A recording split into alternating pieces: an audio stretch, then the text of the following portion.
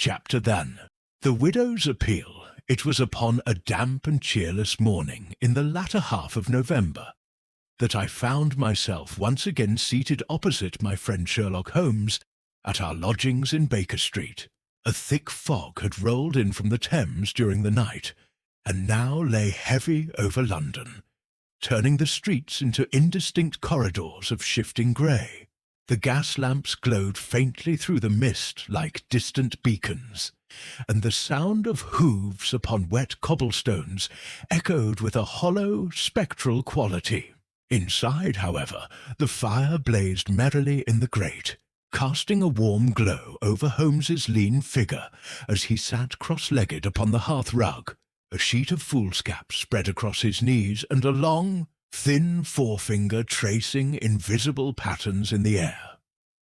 For my part, I was content with my armchair, the morning newspaper, and a cup of steaming coffee, though I could not resist from time to time casting a curious glance at my companion.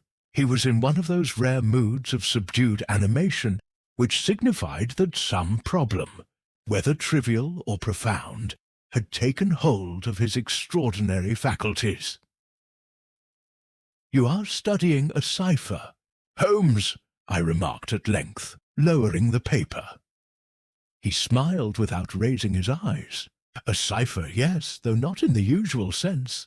This, Watson, is a fragment of a note discovered in the pocket of a man found drowned in the Serpentine 3 nights ago. Scotland Yard, with their customary perspicacity, believe it to be some foreign letter rendered illegible by water. I, however, detect a more deliberate obfuscation." "Another case, then?" I asked eagerly. "A diversion, nothing more," he replied, finally looking up. The man was a clerk. The note, a simple substitution code. He was no spy, but rather a romantic fool attempting to conceal assignations from his employer. Lestrade will present the matter in tomorrow's papers as a solved mystery of espionage thwarted by chance. In truth, it is the oldest trick in the book." He tossed the paper aside with a faint laugh. At that very moment there came a brisk knock upon the door. Mrs. Hudson's soft tread preceded her entrance. "A lady to see you, Mr. Holmes," she announced. "Says it's most urgent." "Show her up," Holmes said, springing lightly to his feet. His eyes gleamed with sudden interest. He possessed an uncanny sense for the genuine note of desperation in a visitor's plea.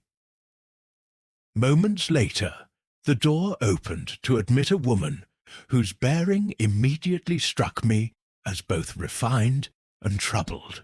She was tall, of middle age, dressed in heavy mourning attire that clung to her figure like a dark shadow.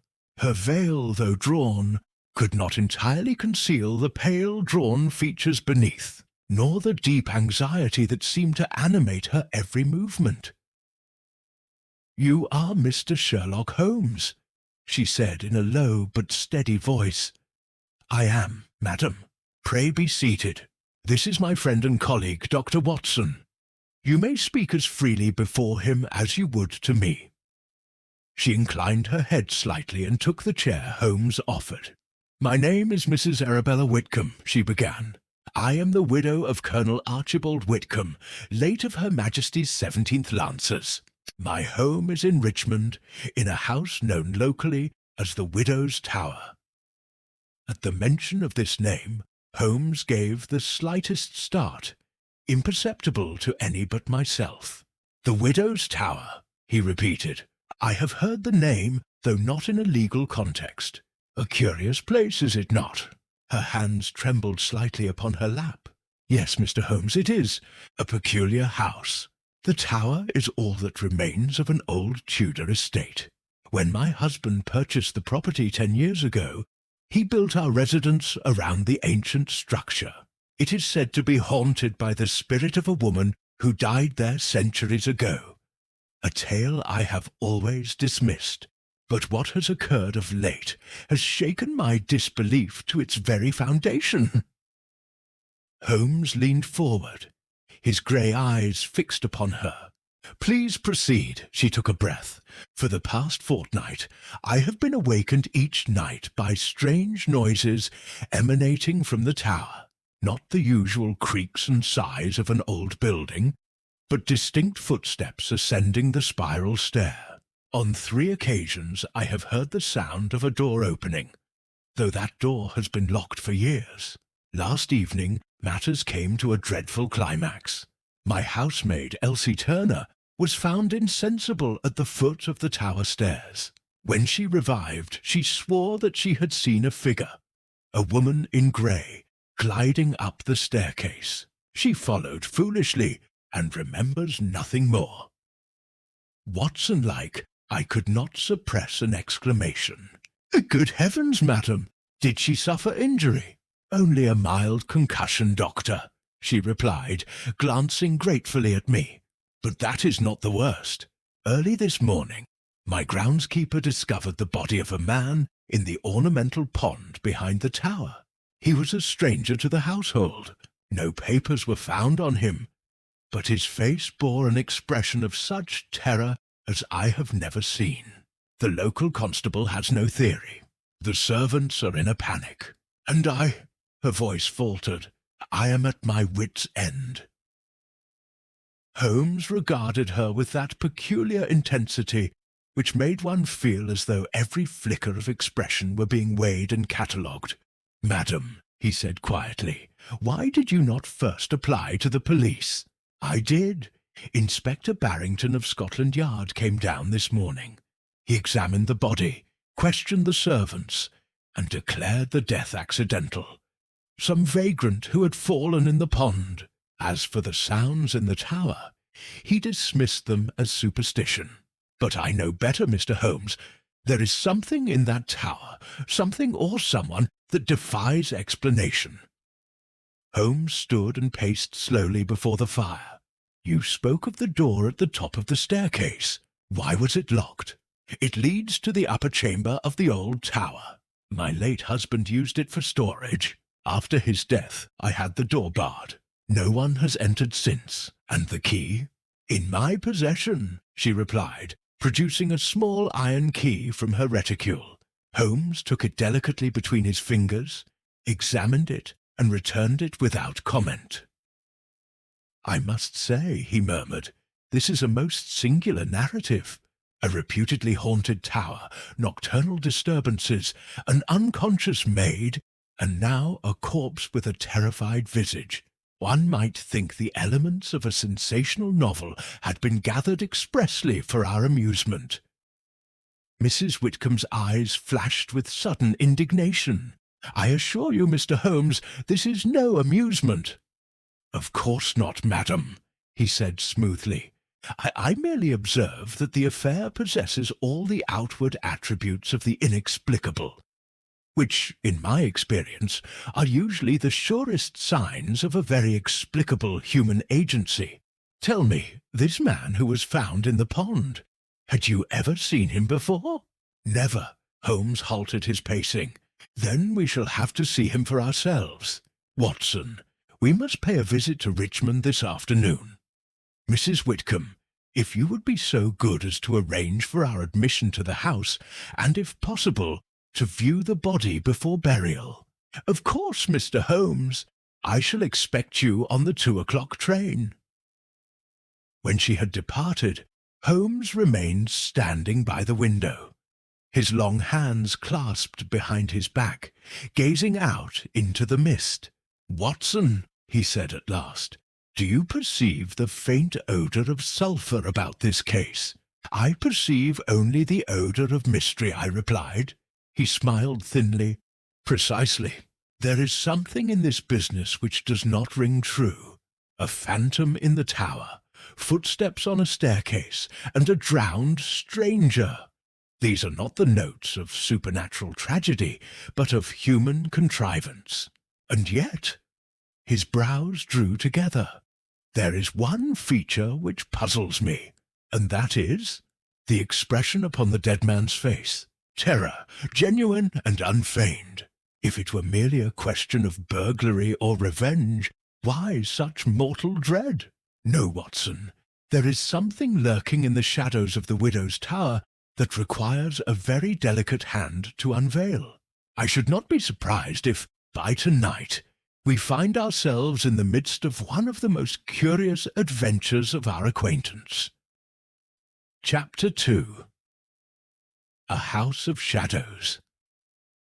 The afternoon train bore us through the dingy outskirts of the metropolis into the clean, damp air of the Surrey borderlands.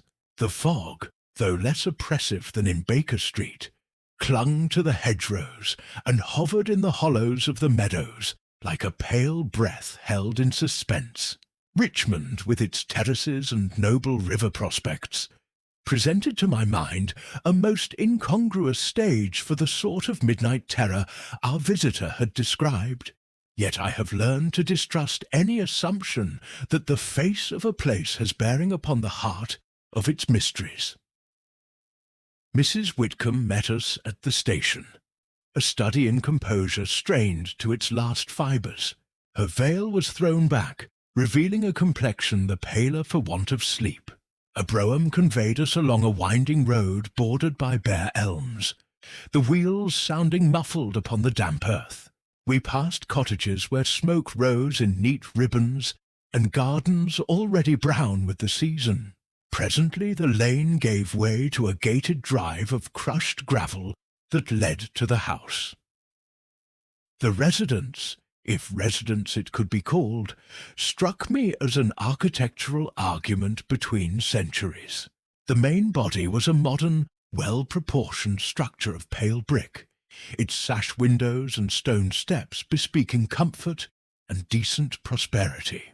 To its eastern flank, however, there clung a grey, ancient tower of unmistakably older workmanship. 4 stories of weather-bitten stone, slightly out of plumb, with narrow slit windows, and near the top a small mullioned aperture, black as a socket, from which the eye had been gouged. Between house and tower yawned an uneasy seam, where new masonry abutted old with an imperfect truce. It required little imagination to understand how local tongues would have fastened upon so singular a feature to baptize the place with its lugubrious title. As we descended, Holmes stood for a long moment upon the drive, head thrust forward, nostrils slightly dilated like a hound catching a faint scent over water. His eyes travelled from the house to the tower, from the tower to the sweep of lawn and the belt of scrub that fell away to a low, reed-choked pond shining dull and pewter under the clouded sky. He made no remark, but I detected a certain quickening in him, that inward tightening of attention I had learned to recognize as the prelude to work. "You are very good to have come so promptly, Mr. Holmes," said Mrs. Whitcomb, drawing close as if proximity to him offered some bulwark against the unease that plainly beset her. "Inspector Barrington was here in the morning. He has left men to make inquiries in the town, but I do not, indeed I cannot rest until the truth is known." Holmes bowed. "We shall do our utmost, madam. You spoke of the body being discovered in the pond. Has it been removed?" "To the coach-house," she replied, lowering her voice. "The inspector deemed it prudent to wait upon identification before removing it to town. I am ashamed that such a thing should lie upon my property, but—" She broke off, forcing a calm smile. "Perhaps you will first wish to see the place where it was found." "If you please." She led, and we followed across the lawn, the gravel of the drive giving way to damp turf that yielded with a spongy sigh beneath our boots. The pond lay some 30 yards from the base of the tower, a shallow oval girdled in sedge and brittle rushes, with a stone bench on its western edge and, to the south, a small arched culvert by which overflow would drain to a ditch beyond the property.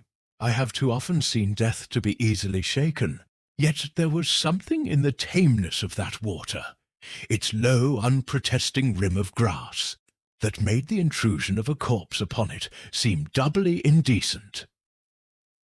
"The groundskeeper found him at daybreak," Mrs. Whitcomb said, face upward, entangled in the reeds there. She pointed to a scuffed margin where the rushes were broken. Holmes walked the rim, his boot tips scarcely disturbing the crumbling edge. He paused at the scuffed place, measuring with his eye 2 sets of impressions, one broader and deeper, overlapping the other. He stooped to pluck from the rushes a filament of something dark and fibrous, which he pinched between thumb and forefinger with evident interest, before consigning it to his pocketbook. Then, with a sudden turn, he left the water and paced in a widening spiral over the grass. Twice he halted to examine minute disturbances in the turf. Once he knelt and drew from the sod a small, whitish fragment, which, after a brief scrutiny, he also pocketed without comment.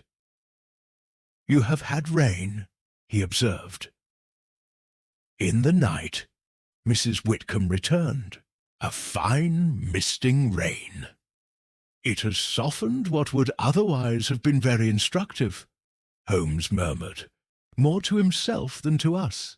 He came back to the water's edge, stood upon the bench, and looked across to the tower. "The distance from the tower door to the pond is not inconsiderable," he said. "An unlit path, a treacherous lawn, and a man who cannot swim. These are poor companions." "You think he walked from the tower?" I asked. "I think nothing, Watson. I observe that the most direct line from the base of that stair-turret to the pond crosses several patches of firmer ground, which our visitor to the water has been careful to avoid." He indicated with his cane the faint, curving trace of disturbed grass that took a long, strangely deferential route to the pond's rim, as if the walker had skirted islands invisible to our eyes.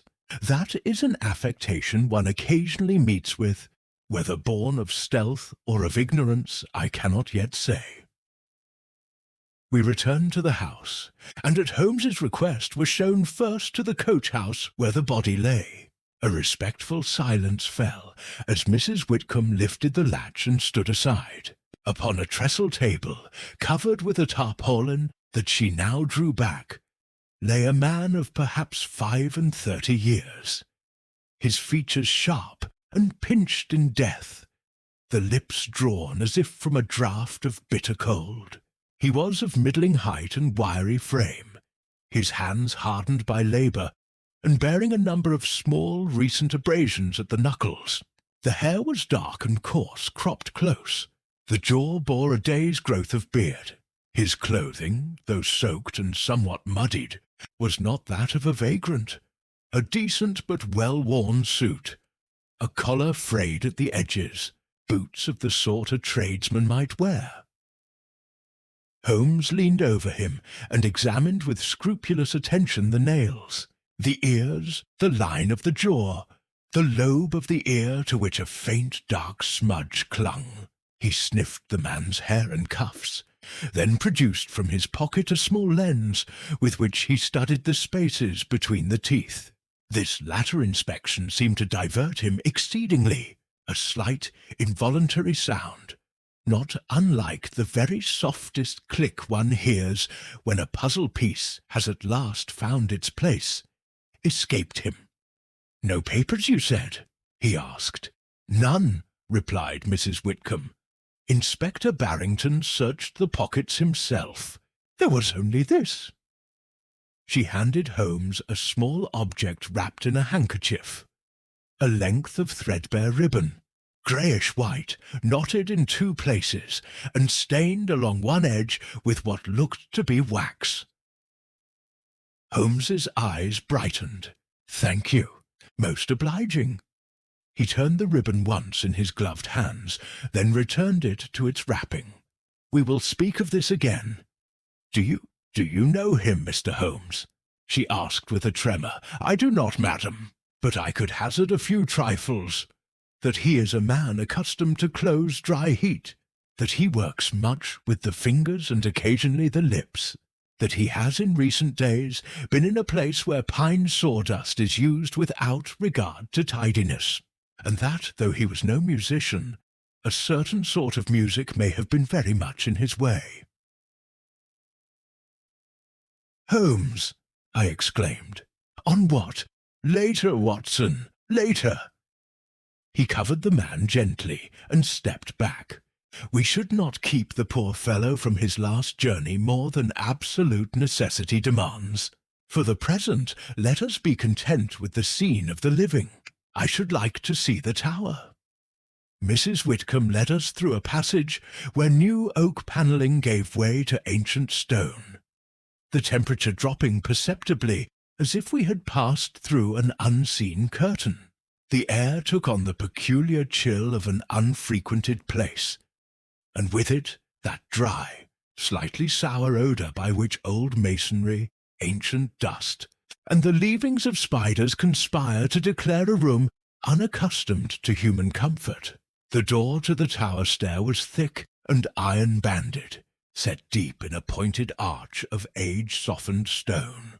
Mrs. Whitcomb produced the iron key, and here I could not but remark the faint tremor in her hand, and set it to the lock. "It has remained fast these 3 years," she said. "Only this morning, upon hearing the dreadful news, did I send for the key from my secretary's drawer, that Mr. Holmes might see for himself. I have not had the courage to enter." Holmes watched very closely as she turned the key. There was the expected resistance of rust and neglect, then a heavy click. The door swung inward with a groan, revealing a spiral staircase that coiled upward within the thickness of the wall. A corkscrew of worn stone steps, polished smooth at the outer edge by the passage of generations. A narrow slit window spilled a grey blade of light across the first few steps. Beyond that, the stair lost itself in gloom. Holmes took a single pace within, and with a motion of his hand prevented us from following. He crouched and examined the threshold. "You are sure it has not been opened?" he asked without looking up. "Quite sure," said Mrs. Whitcomb faintly. "I alone have the key." Holmes's long finger traced the line where the door had met the sill. "Then someone," he murmured, "has learned the art of dust that walks." He showed me, with a glance, a very faint, very regular series of translucent arcs upon the dull film of settled powder. Marks not of footfall, but of some curved instrument passing just so, and no more, along the bottom of the door. The disturbance was minute. I should never have seen it unaided. He straightened. "Watson, we shall mount," he said. "Mrs. Whitcomb, if you would prefer, I will accompany you," she said with sudden resolve. We ascended, Holmes leading, then I, with Mrs. Whitcomb behind. The stair choked with shadow, and the air thinned in that peculiar way stairwells will, when their angle traps breath and sound alike. At the first landing, a short passage opened to a low arched door, its iron latch stiff with age. Holmes tried it. Secure. He put his nose close to the crack and inhaled. Dust, mortar, linen, and an odour that has no business here. He said no more, but I thought I detected the faintest twitch of satisfaction at the corner of his mouth. We climbed again. Twice we paused while Holmes bent to scrutinize the treads. At one point he lifted something from the inside curve of the step, a greyish smear, slender as a thread, which he delicately scraped into an envelope. Near the top the stair broadened, and we came upon the door that Mrs. Whitcomb had expressly mentioned, thick, studded, barred from our side by a stout beam dropped into iron shoes. "You see," she breathed, "it could not be opened, and yet the sounds, I heard them distinctly at midnight. The slow step ascending, a pause, the iron rasp of a bolt, and then—" She shuddered. "The door, Holmes touched the bar with a fingertip. The wood was cold and showed a clean-faced break in the dust at its ends, as if it had been very recently lifted and replaced. He looked down at the iron shoes, then at the stone flags where the bar rested. "I gather, madam, that your maid heard the same on the previous nights." "She swore it," said Mrs. Whitcomb. "Poor girl, Elsie Turner. She is resting. You may speak with her if you wish." "We shall," Holmes replied. "But first—" He leaned close to the hinge and studied a tiny area of metal with his lens. Then, to my surprise, he drew from his pocket the ribbon we had seen in the coach-house, and held it along the lower edge of the door, as if measuring something I could not perceive. After a moment he returned it to his pocket, his expression wholly unreadable. "Watson," said he softly, "kindly listen." We held our breath. For the space of 10 seconds there was only the hush of high stone and the distant tick of the house beyond. Then, faint as a ghost answering to its name, there came a tremulous sound from somewhere above us. No footfall, but rather a shivering, metallic whisper.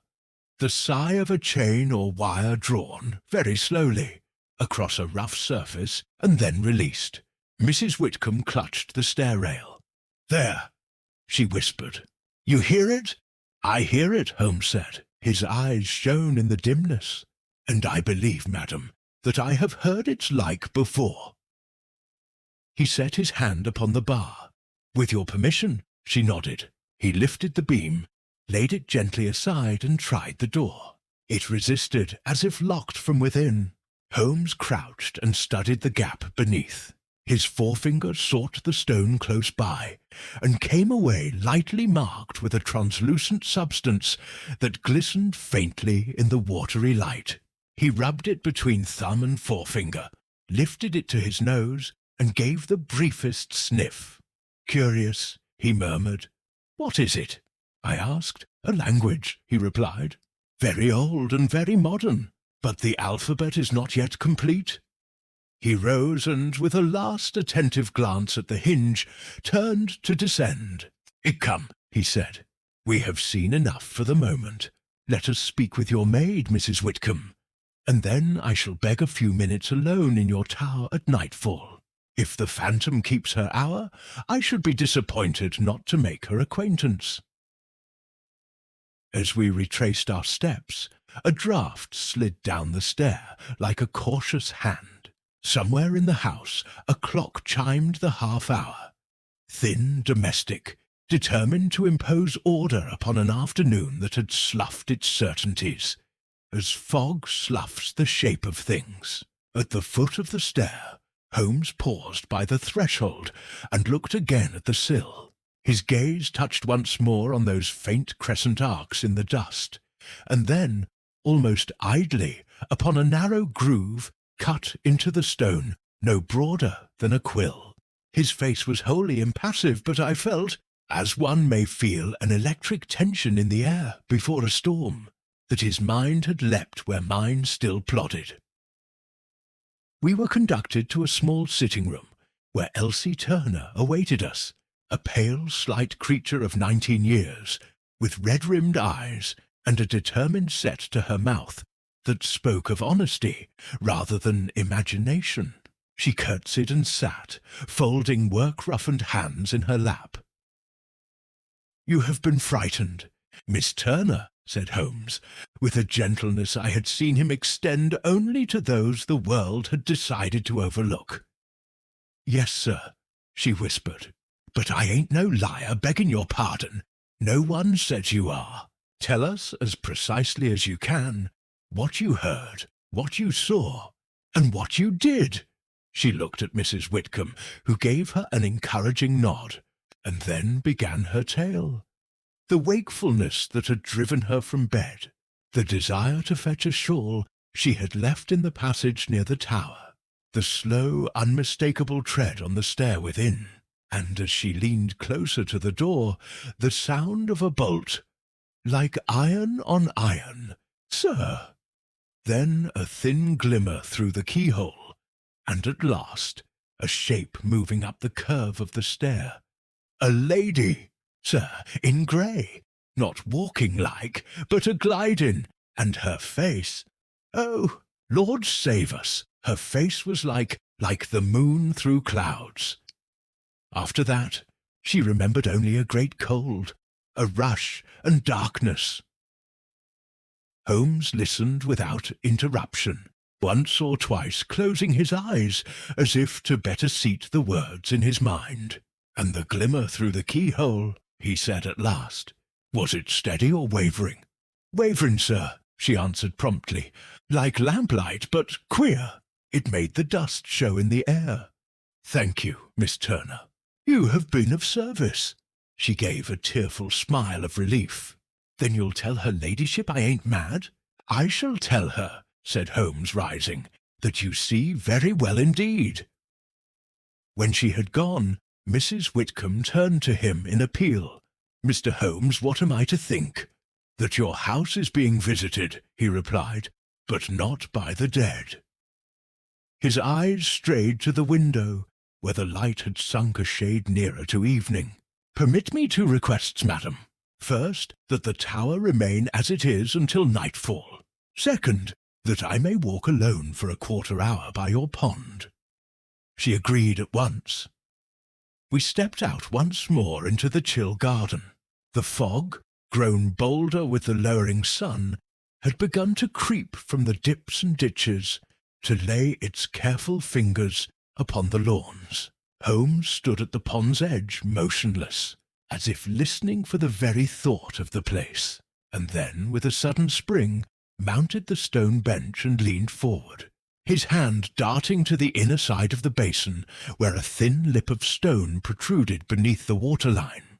When he withdrew it, his fingers held a length of fine wire flecked with a pale, greasy substance that caught the scant light like the merest ghost of a glow. He turned to me with that cold spark of triumph which, in him, was the nearest approximation to excitement. "Phantoms do not lay snares, Watson," he said. "Men do, and the men who lay them leave, however cautious, the whisper of their trade behind." He stowed the wire away and looked back to the tower, whose slit windows stared down upon us like narrowed eyes. "Tonight," he added softly, "we shall ask the widow's tower to speak plainly. I fancy she is dying to do so." Chapter 3. The Shadow in the Mist. The hour was approaching 9 when Holmes, wrapped in his long Inverness cape, and I stood once more upon the gravel before the widow's tower. The fog had thickened until the house appeared an island adrift in a grey sea. Gaslight from the drawing-room windows spilled into the mist like warm liquid, only to be swallowed a few yards beyond. Somewhere across the lawn an owl hooted, and from the direction of the lane came the faint, irregular tread of a solitary passer-by. The tower loomed above us, black, severe, and solitary, its slit windows giving back no light. If ever a building were designed to nurse secrets, it was that ancient remnant grafted onto the flank of modern comfort. Mrs. Whitcomb had retired to her room, leaving the tower to us. At Holmes's request, all servants were instructed to remain indoors and refrain from approaching the pond or the stair after nightfall.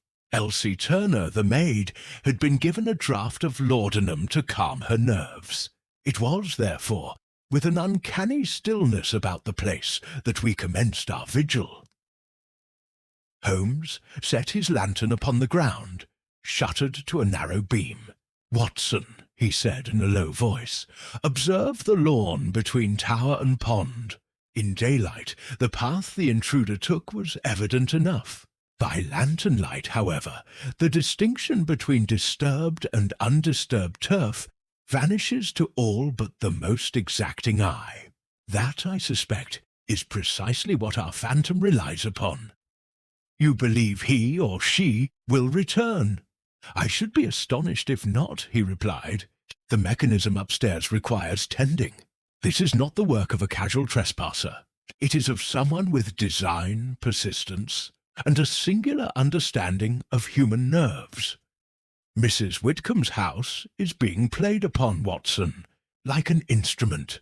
He opened his pocket-case and produced the length of fine wire he had taken from the pond. This, he continued, is the faintest overture. Its twin, I suspect, lies hidden in yonder tower. The chill deepened as we stood waiting. I confess to a sense of unease which I could neither wholly justify nor dispel. The stillness of the grounds, the watchful tower, the distant ripple of water, all conspired to suggest that we were not merely observers, but trespassers in some carefully contrived performance. It was shortly after the clock in the hall struck 10 that Holmes, whose hearing surpassed my own, raised a hand. "Listen," he whispered. Through the fog there came, thin and far, the unmistakable creak of a hinge. It was not the ponderous groan of the tower door, but something smaller, lighter, the sound, perhaps, of a gate or a casement window opened with stealth. Holmes extinguished his lantern and drew me into the shadow of the yew hedge that ran along the drive. There we waited, barely breathing. From the direction of the lane came a faint gleam, a hand lamp, shielded but not perfectly so. It bobbed once, twice, then steadied. A figure was advancing across the lawn, tall, cloaked, the head covered by a hat pulled low.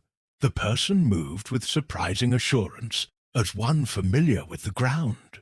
Instead of walking directly toward the tower, however, the figure made a wide arc toward the pond, halting at intervals to listen. Holmes's grip tightened on my arm.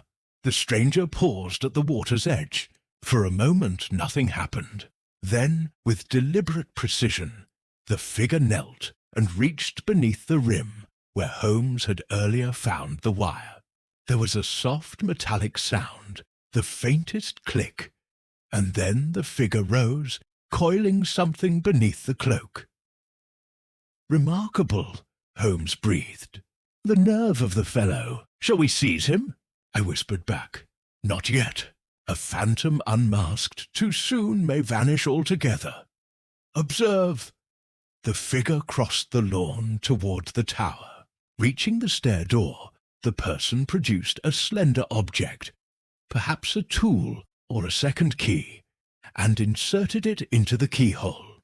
A deft twist, and the door swung inward without a sound. The stranger slipped inside and closed it gently behind. Holmes waited a full minute before motioning me forward. We crept across the damp grass, our footfalls muffled by the fog.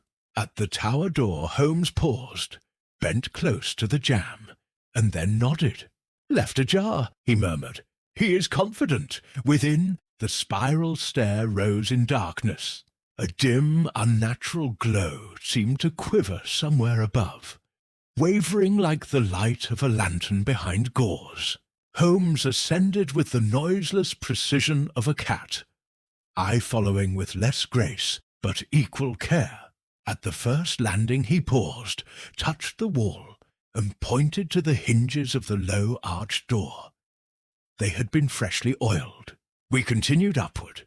Near the barred door at the top the glow became clearer.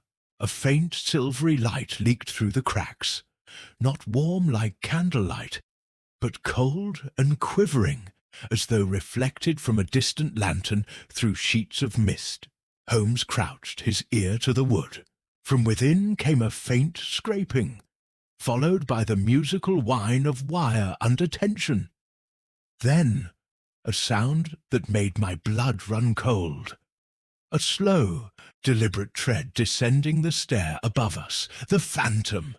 The figure emerged, clad in a long grey cloak that caught the stray light in such a way as to give the illusion of translucence. The face was obscured by a hood and gauze veil. In one hand, the apparition carried a small lantern, fitted with a perforated screen, through which light escaped in irregular, flickering patterns. The effect was singularly eerie. Even I, knowing myself to be in the presence of some flesh-and-blood intruder, felt the primitive chill of the supernatural. Holmes did not spring upon him, as I half expected. Instead, he shrank back into the angle of the stair and watched with eyes alight. The figure descended slowly, each step measured, pausing at intervals to produce that same metallic whisper we had heard before. Only when the apparition reached the bottom, passed through the doorway, and glided toward the pond, did Holmes rise. "Come, Watson," he whispered. "We shall see the second act." Outside, the fog had thickened into a milky shroud. The phantom moved toward the water, its light casting strange, shifting patterns upon the mist. Reaching the pond's edge, the figure stooped and began to manipulate something beneath the surface, something involving the wire. Holmes advanced noiselessly behind, and before the intruder could turn, he cast his arm around the man's shoulders with a speed I have rarely seen equalled. "Not quite so ghostly now," Holmes said, his voice cold and hard. The lantern fell, hissing in the damp grass, and the veil was torn aside. A man stared back at us, his features lean and fox-like, his eyes blazing with a mixture of fear and defiance. He struggled briefly, but Holmes's grasp was like iron. "Watson," Holmes said, "be so good as to relieve our friend of his tools." I obeyed, retrieving from beneath the man's cloak a coil of fine wire, a small hand lamp, a set of slender lockpicks, and most curious of all, a length of grey gauze, carefully cut and stiffened to catch the light in a peculiar manner. The phantom's garb, when examined closely, was nothing but clever stagecraft. Holmes held him firmly. "Now," he said, "perhaps you will favour us with your name." The man was silent. "Very well. I have patience enough to wait until morning. Scotland Yard, however, is less indulgent. Come." We escorted our captive into the kitchen, where Holmes secured him to a chair with rope provided by a bewildered footman. Only then did Holmes address him again. "You have been practising your trade upon this house for some time," he said.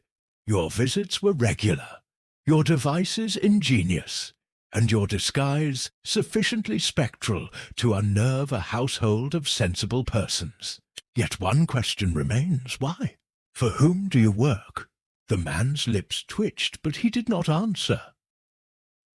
Holmes turned to me. "Watson, observe the residue on his hands." The man's palms were smeared with a faint, translucent substance, the same we had found at the tower door. Holmes held his own fingers close for comparison. "Glue mixed with phosphorescent powder," he said. He handled the wires, smeared the door, and manipulated the lantern to produce the illusion of unearthly light. Ingenious, if one's ambition is to terrify. "But to what end?" I asked. Holmes's eyes narrowed. "That, Watson, is the question which will bring us to the heart of the matter. This fellow is but a cog in a greater machine. I have seen his like before, never working alone." He turned sharply to the prisoner. "I know who trained you, and if I do, Scotland Yard will in due course. You would do well to speak now rather than from a cell." For the first time the man's mask of defiance slipped. "You know nothing," he spat. Holmes's smile was thin. "On the contrary, I know enough to say that you are no common burglar. You are a mechanist, a man who understands wires, hinges, lanterns, and fear. And you are here not to steal, but to prepare." The man said nothing further. Holmes stepped back, folded his arms, and regarded him coolly. "Very well. We shall resume this conversation in the morning. Meanwhile, Watson, I think we have heard the widow's tower speak plainly tonight." As we left the kitchen, Holmes paused at the window overlooking the mist-shrouded lawn. The tower loomed against the sky like some patient sentinel. "This is no mere haunting," he said softly. "It is a rehearsal. Someone intends a grand performance yet to come." Chapter 4. A Suspect in Custody. We breakfasted the following morning in the oak-panelled parlour of Mrs. Whitcomb's house, the fog outside having thinned to a pale damp veil over the lawn. The tower, looming grey against a sullen sky, looked less spectral in daylight, though no less watchful. Holmes, seated by the window, took neither eggs nor ham, but contented himself with black coffee and his pipe, which he tamped with mechanical care. His eyes were distant and sharp, like those of a falcon fixed upon prey far below. The man captured the night before had spent the remainder of the night bound to a chair in the kitchen, under the discreet watch of the butler. He had refused food and all attempts at conversation. His name, we soon learned, was Jonas Firth, though whether this was his true appellation or a convenient alias, Holmes remained sceptical. At 9:30, Inspector Barrington arrived from Scotland Yard in a greatcoat glistening with drizzle. He was a portly man of florid complexion, with side whiskers of impressive volume, and a manner that suggested the world was a puzzle he had already solved, if only the pieces would kindly assemble themselves as instructed. He entered the parlour with the air of one who condescends to a diversion. "Well, Mr. Holmes," he said, removing his gloves with deliberate precision, "I must say you've caused something of a stir. Mrs. Whitcomb sent a man to the station at dawn, a phantom caught, a housebreaker revealed, though I fancy there's less to it than she imagines. A common burglar, by the look of him."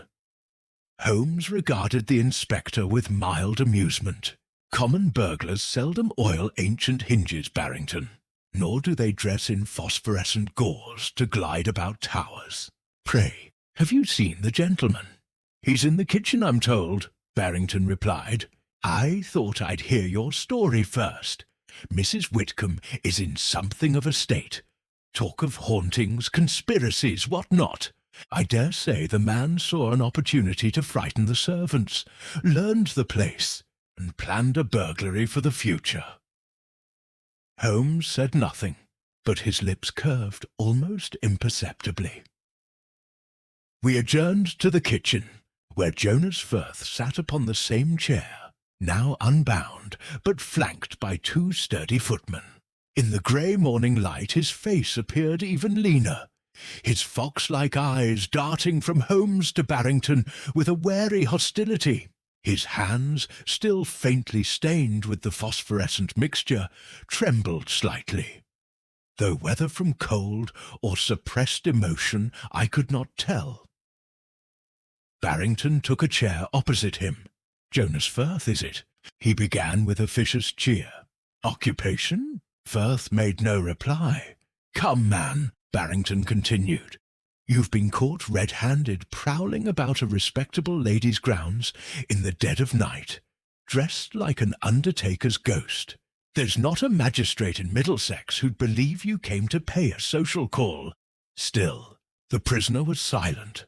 Holmes stepped forward, and his voice, though soft, carried an edge that sliced through the room. "Mr. Firth, let us save one another time. Your hands betray you. The callus on the right index, the faint burn on the thumb, the wax stain behind the left ear. These are not the marks of a common thief, but of a mechanist.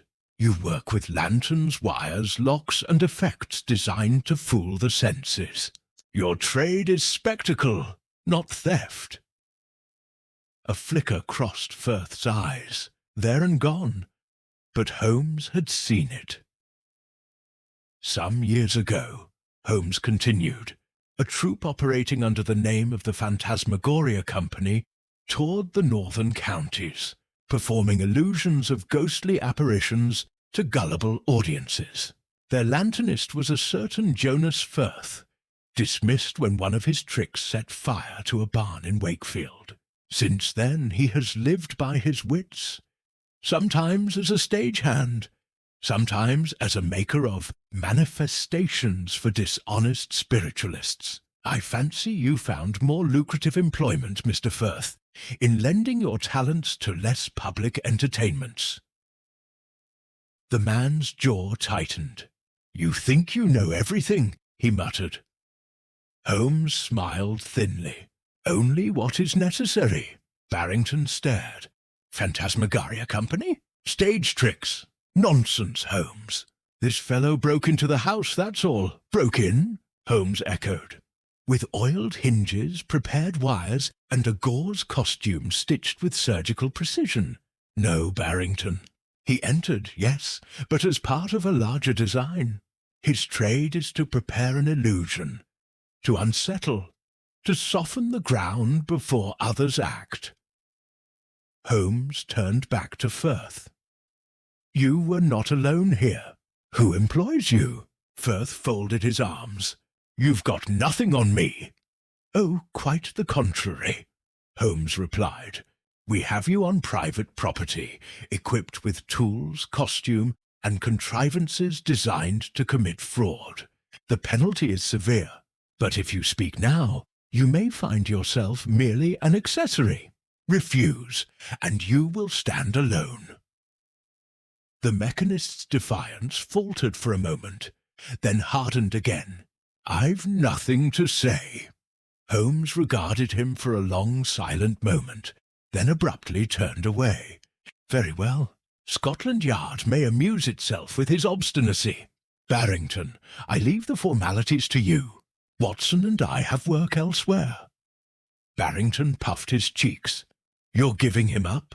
I have extracted from Mr. Firth all that I can for the present, Holmes replied. The remainder will come not from his lips, but from his work. Outside the morning had lifted somewhat, revealing the pond and tower with a dreary clarity. Holmes strode along the gravel path with his usual swift, purposeful step, his cape swirling behind him like a dark sail. Holmes, I said, you are convinced this man was working for someone. But who would wish to haunt Mrs. Whitcomb's house? She seems a woman of no scandal. Holmes gave a sharp nod. Precisely why she makes the perfect target. A wealthy widow of unblemished reputation, living in a house with a convenient Gothic appendage and a local legend attached. If one wished to unsettle her, to drive her to sell the property, or to accept certain helpful offers, why, nothing could be simpler. Introduce a series of convincing apparitions. Allow gossip to do the rest. You suspect a neighbour. I suspect no one yet, he replied. But mark me, Watson. Firth is not the sort to conceive such a scheme. He is a tool, a clever one perhaps, but not the hand that wields it. We paused by the pond. Holmes examined the grass where the phantom had knelt, the faint impression of knees still visible in the damp earth.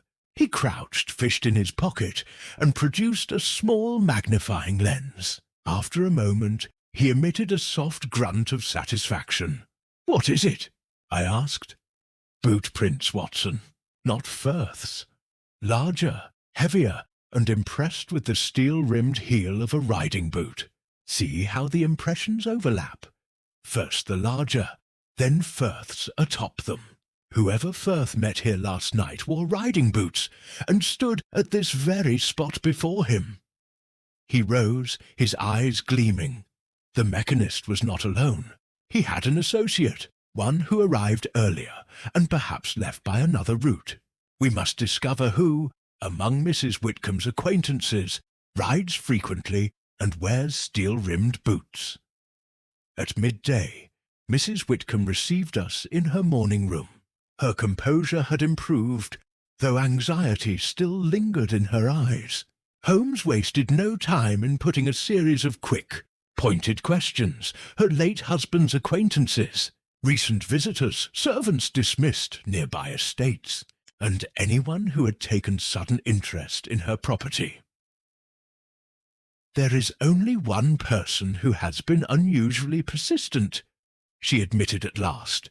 Sir Reginald Musgrave. He owns the adjoining estate to the east. My late husband and he were once on excellent terms, but after the Colonel's death he approached me several times with offers to purchase the widow's tower. I refused. The house holds many memories, Mr. Holmes. I could not bear to part with it. Persistent how? Holmes asked. He renewed his offer last month, and when I declined he smiled and said, I dare say the old place may change your mind yet. I thought little of it at the time. Does Sir Reginald ride? Holmes asked. Every day, she replied. He is an ardent huntsman. Holmes's expression did not change, but I saw the flash in his eyes. Thank you, madam. That is most helpful. That afternoon, while Barrington made arrangements to transfer Firth to London for questioning, Holmes and I walked the lane eastward, towards the Musgrave estate. The fog had begun to thin into streaks, revealing damp hedgerows and the distant outline of stables. Holmes walked in silence, his long stride purposeful. Holmes, I ventured, do you truly suspect Musgrave? I suspect that Sir Reginald Musgrave, Holmes replied, possesses the motive, opportunity, and temperament to employ a mechanist to haunt a neighbour's property, a man who rides daily, who covets the widow's tower, who speaks of changing minds. Yes, Watson, I suspect him very strongly indeed. But suspicion is not proof. We must see him. Sir Reginald Musgrave received us in his study, a handsome room lined with books and hunting trophies. He was a tall man in his early 40s, with a ruddy face, a firm jaw, and eyes of keen intelligence that betrayed little surprise at our arrival. He greeted us with an ease that bordered on insolence. Mr. Sherlock Holmes, he said with a half-smile, to what do I owe this honour? I cannot imagine the widow's tower has become a scene of criminality. Holmes's reply was polite but cool. On the contrary, Sir Reginald, it has become a scene of extraordinary ingenuity. A phantom has been caught, a mechanist of some skill. We believe he had help. Musgrave raised an eyebrow. Really? London grows stranger by the day. Holmes's eyes flicked to the riding boots standing neatly by the hearth. Steel-rimmed heels, recently polished. Indeed it does, he murmured. Chapter 4. The Hidden Clue. Sir Reginald Musgrave received us with that easy, almost insolent composure which is the birthright of certain English gentlemen who have lived long in the company of their own opinions. His study was a masculine place. Oak, leather, the odour of fine tobacco and horse-blanket commingled. Its walls punctuated by maps of the hunt and the pinned glass-eyed heads of smaller quarry. A pair of riding boots stood by the hearth. The steel rims at their heels caught the wintry light like thin blades. "Pray be seated, Mr. Holmes. Doctor," our host said, indicating two chairs that, by some quirk of arrangement, faced not the desk, but the large window overlooking the eastern paddock. "I have been informed that Mrs. Whitcomb entertains a ghost. A strenuous hostess. She outdoes the season." "A ghost," Holmes returned, so coolly that it was impossible to tell if he assented or mocked, "that oils hinges, draws wire, and manipulates lanterns with a mechanist's touch. You will forgive us, Sir Reginald, if we treat the matter as one of industry rather than theology." Musgrave's smile deepened by a shade. "Industry takes many forms. What can I tell you?" Holmes allowed his gaze to drift with lazy unconcern, though I, who knew his habits, detected that peculiar stillness in him which is not idleness but a coil of attention. You have ridden this morning? I ride every morning, Musgrave answered. It keeps a man honest. Holmes nodded as if to some inward reckoning. And last night? Last night? Musgrave half laughed. I dined with my aunt in Richmond. She keeps a small house near the Green. We spoke of dull family matters until near 11. I returned by the lane and was abed by midnight. My groom can attest to the latter, and my aunt's cook to the former. Holmes's eyes strayed to the boots. Steel-rimmed heels, I see. They are the best insurance against provincial stones, Musgrave said carelessly. If your ghost wears them, he has good taste. You have shown an interest in Mrs. Whitcomb's property, Holmes observed. One might say, a persistent interest. Musgrave's hands, which had been loose upon the arm of his chair, tightened for the fraction of a second. I made an offer, a fair one. The tower is a curiosity, nothing more, and it is a sightly piece of ground. My architects have a notion for a conservatory that would take advantage of the run of the sun. Mrs. Whitcomb declined. Sensible enough. Women are sentimental. I bear her no ill will. Holmes made a non-committal sound. We are grateful for your frankness. One more question. Are you familiar with the old stories of the place? The widow's tower, the legend of a woman who walked there? Musgrave shrugged. Who is not? The countryside runs on such tales. They are beer for children and servants. Holmes rose. Thank you, Sir Reginald. You have been obliging. If I can serve Mrs. Whitcomb, pray command me, Musgrave returned, with a bow that, if not precisely sincere, was at least well practised.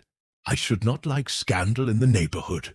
It spooks horses. We took our leave. Outside, the fog had thinned to a scud of vapour, and a pale disk of sun pushed feebly through, as if embarrassed to be seen over such a day. Holmes did not speak until we were well along the lane. Then he drew me to the side where a rutted verge gave way to a shallow ditch and stooped to examine a patch of dried clay. Boots leave their signatures as surely as men, he remarked. Steel rims, yes, but observe the nail pattern, Watson. 2 small clusters at the inner heel, 1 large at the outer, and a missing hob near the centre. Fix that image in your mind. I owned that I saw as much, though the distinctions, to my untutored eye, were not so clear as to my friends. It is a trifle, he said, with a yawn that deceived no one. And yet, trifles are the unwritten oaths of facts. Come, Mrs. Whitcomb awaits our report. We found our client in the small morning room, where a fire, more gallant than effectual, attempted to hold its own against the November damp.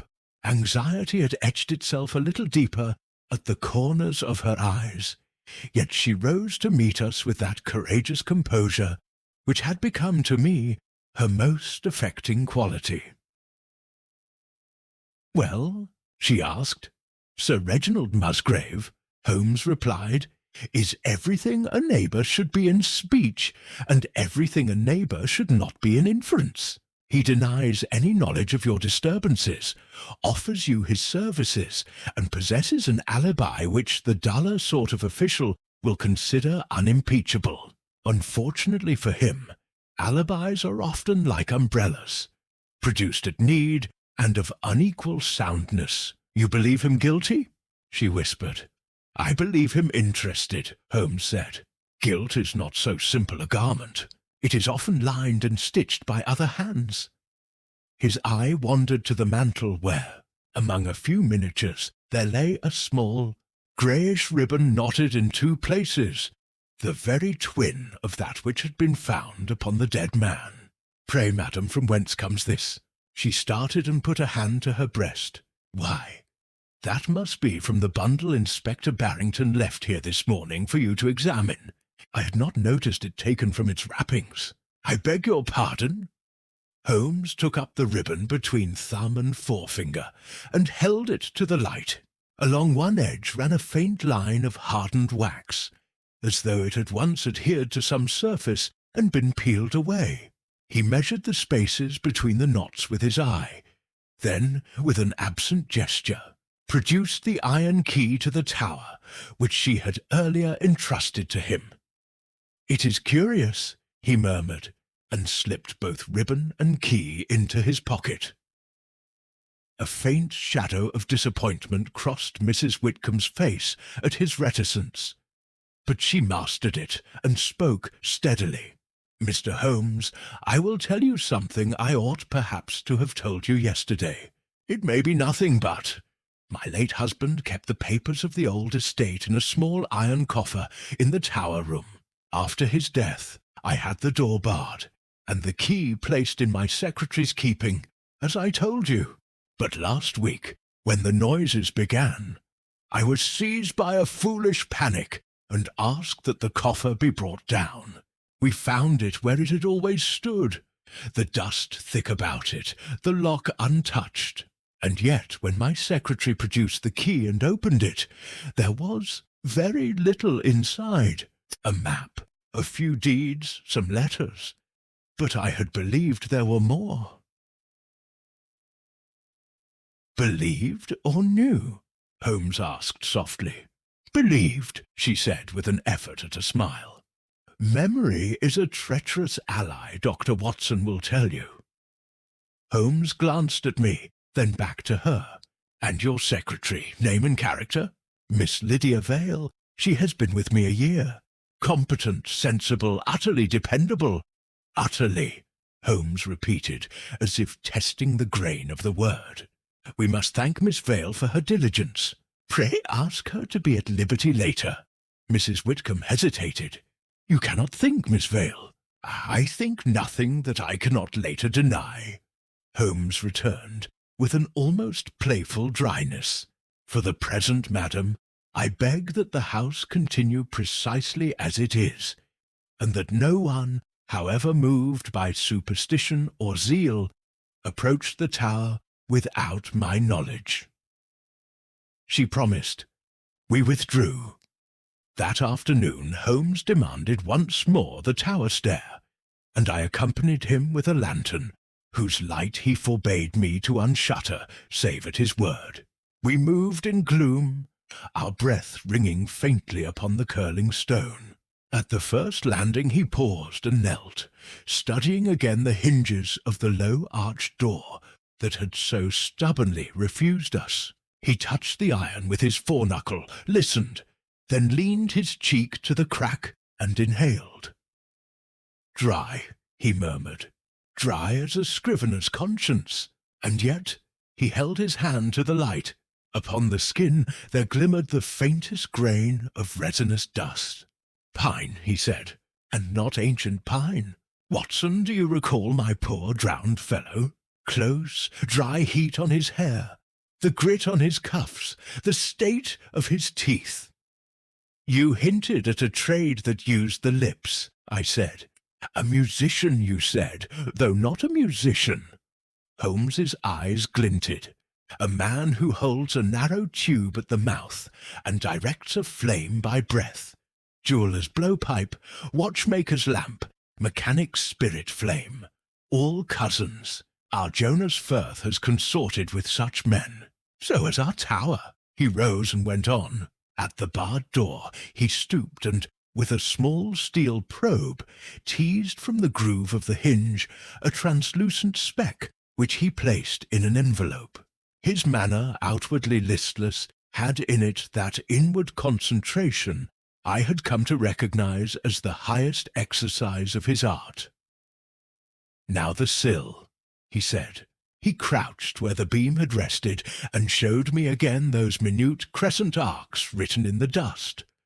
Almost regular, almost compass-drawn. "The dust that walks," I said, repeating his phrase without comprehending. "Dust that is taught to lie and to lift," he answered. His forefinger described an invisible line from the hinge to the floor, thence sideways to the wall, where the ancient masonry met the newer joinery. Here scarcely broader than a quill, ran a groove so fine that I had taken it for a floor. "A wire," he said softly. "A wire that comes from without, passes here, turns there, slides under the bar's end, and asks the door to unbar itself when a hand far away dictates the hour." "From without?" I cried. "Why else the pond?" He straightened, a cold satisfaction in his face. "Water muffles both sight and sound.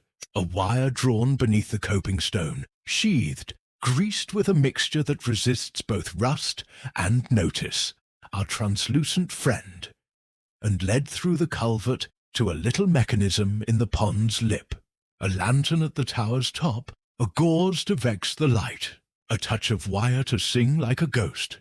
Et voilà, mon ami. The lady of the tower takes exercise without setting foot upon the stair. "It is devilish clever," I admitted. "Devils are often men with calm fingers," he returned. He took from his pocket the grey ribbon and, to my astonishment, laid it along the lower edge of the door, where it precisely spanned the distance between bar shoe and hinge. "For tying off a travelling loop," he murmured half to himself. "2 knots, 2 anchors, wax along the edge to keep her quiet where she must be quiet. When the loop is drawn, the bar rises the breadth of a finger, enough to rasp, to freeze a maid's blood, to whisper through a keyhole, enough to persuade a widow that the dead are restless." He fell silent, and though I saw that his mind had darted forward to some conclusion, he folded the fact upon itself as a man folds a letter and placed it, with the ribbon, back into his pocket-book. When I would have pressed him, he rebuked me with a look, not of coldness, but of that peculiar tenderness with which he sometimes spared me knowledge I could not yet profit by. "Holmes," I protested, "you owe me at least a syllable." "I owe you the case, Watson," he said lightly, "and the case owes itself its last paragraph. Let us not too hastily write what must be read with profit. I confess I was piqued. Yet I have learned that to drag at his sleeve when he is in this humour is as vain as to argue with the weather." We descended, and at Holmes's desire sought out Miss Lydia Vale. We found her in a small office off the main hall, a room of orderly austerity, pigeonholes, docketed papers, a map of the grounds pinned with neat red triangles, pens and sealing-wax set like a still life of obedience. She was a woman of perhaps 30, plain-featured, with clear eyes and that self-effacing poise which one associates with those who live in the service of another's life. "Miss Vale," Holmes said with the consummate courtesy he reserves for the competent, "forgive an intrusion. Dr. Watson and I are engaged upon certain details which lie within your province." "Anything I can do for her ladyship, sir," she replied, with straightforward warmth. Holmes asked a handful of questions. About the key, kept in her drawer, about the coffer, about who had access to the office and when. Miss Vale answered readily.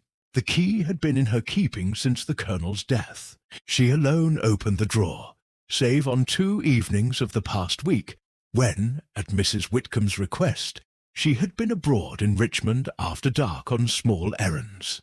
On those occasions she had locked the drawer and taken the key to her room. Holmes's eyes, idly wandering, took note of a little clump of grey wax on the pen rest and a length of thin, greasy cord lying coiled beside the sealing sticks. He lifted neither, but I saw the flicker rest in his gaze. "Your sealing wax, Miss Vale? An unusual shade," he observed. "It is a French make, sir," she said. "A gift from a cousin. I like that it does not chip." "Quite," said Holmes. "Your taste does you credit." When we left her I could restrain myself no longer. "Holmes," I said, "for pity's sake, do you suspect that excellent woman?" He gave a little, almost affectionate snort. I suspect that the world is rarely arranged to spare us unpleasant arithmetic, he replied. Miss Vale may be as she appears, competent, loyal, harmless as a hymn, or she may be a line in a sum whose answer is not yet written. In either case, my suspicion or your charity changes nothing. Facts will have their day, and Musgrave is a man who rides well and smiles badly, Holmes said. He is also, if my eyes are worth their salt, not the owner of the heel that printed itself by the pond, I started. Not? Holmes's hand rose. The pattern differs by 2 nails and a nick. Enough for a stage in the theatre, not enough for a jury. Keep it to yourself, my dear fellow. The world is fond of simple villains. Reality prefers accomplices. He turned toward the window. The afternoon had worn to that colourless hour, when the day, undecided, seems likely to end not with a conclusion, but with a shrug. Across the lawn, the tower lifted its grey cheek to the sky, as inscrutable as ever, yet, if one had learned the letter, no longer mute. "Tonight," Holmes said, very softly, as if addressing the stone itself, "we will ask for a sentence rather than a syllable." He looked back at me, and his expression softened. "I shall be 3 steps ahead, Watson. You shall be 1 behind, and as ever the best of companions. Between us," and here he slipped almost absently a small folded paper into his waistcoat, "we will persuade this house to tell the truth." "What paper is that?" I asked. "A trifle," he said. "A measure and answer, and if the fates are indulgent, the most beautiful inconsistency I have seen in months." He would say no more, but as the day expired, and the servants moved about the house with the slow, secure movements of those who live by custom, I had the odd sense that some balance, invisible to all but him, had shifted. The phantom had been proved a man. The man had been proved a tool. And somewhere, in the neatness of a drawer, or the heel of a boot, or the length of a ribbon, my friend had found a single thread which he would not let me touch, lest I snap it. Chapter 6. The Second Incident. The events of the following night, my dear reader, I remember with a peculiar vividness, for it was upon that damp and silent evening that the tangled skein of the widow's tower tightened suddenly, threatening to strangle both reason and nerve. What had begun as a puzzle of mechanical trickery was about to acquire the darker colours of peril. The day had ended in a dreary drizzle that slicked the lawns and brought the fog down once more like a curtain. Holmes had spent the afternoon in one of his most exasperating moods of apparent indifference, lounging before the fire, scattering questions at intervals to servants and tradesmen, disappearing for a half-hour to the lane without explanation, and returning with his cuffs wet and his eyes faintly alight. Whatever hidden clue he had discovered in the tower, he guarded it jealously, leaving me in that state of puzzled irritation familiar to any chronicler of his adventures. By 10 o'clock that night, the house had retired. Mrs. Whitcomb, upon Holmes's advice, confined herself to her room. Miss Lydia Vale was working late in her little office, the glow of her lamp faintly visible through the misted window. Jonas Firth had been transported to London earlier in the day, though Holmes had made it plain that the mechanist was only one note in a greater score. Holmes and I took up our watch in the shadowed angle between the tower and the eastern hedge. He had earlier placed several small markers, chalk, ribbon, and 2 pins in the turf, at intervals between the pond and the tower door. "The ghost has lost his craftsman," he murmured. "If the hand that wielded Firth chooses to work tonight, it must do so alone. That is when men err." Midnight had scarcely struck when a low metallic twang cut through the mist. Holmes stiffened. "The wire," he whispered. "It moves." From the tower there came the familiar sequence. A groaning hinge, a rasp as of a bar lifted, and then soft, deliberate footsteps upon stone. But this time there was no gauze-clad figure to descend. Instead, a light flared briefly in the upper slit window. A pale, wavering glow, like lantern light, half smothered by fog. Then, just as suddenly, it vanished. Holmes slipped through the tower door without a sound. I followed as best I could. The stair was black as a well, and twice my boots slipped upon the slick stone. Holmes's lantern remained shuttered. He moved by touch and memory, pausing at intervals to listen. Halfway up, a sound reached us. A different sound than before. Not the whisper of wire or the creak of old timber, but a muffled cry, quickly smothered. Holmes's hand gripped my arm like iron. "Watson," he breathed, "if someone is in the tower who should not be." We ascended rapidly. Near the top landing, Holmes flung open the lantern. The sudden blade of light cut through the gloom and revealed a scene both startling and alarming. Lying senseless upon the stone flags was Miss Lydia Vale, her lamp overturned beside her, the oil spreading in a thin, glistening pool. Above her, the barred door stood partly open, the bar itself raised and jammed awkwardly into the iron shoes. A coil of wire hung loose at the hinge, its end frayed as though hastily cut. Holmes was at her side in a moment, examining her pulse. "Alive," he muttered, "but stunned. A blow, perhaps. No, look here, Watson, the sleeve." He held up her right arm. Near the elbow the fabric was singed, the skin beneath reddened. "Burned," I said. "Oil lamp?" "Not oil. Something hotter. A jet flame. Someone was here with her. Someone who handled Firth's apparatus." Holmes moved to the door. The inner chamber, long locked, lay open at last. By the light of the lantern we saw a narrow room, circular, bare, but for an iron coffer against the wall, and a scatter of ancient worm-eaten furniture.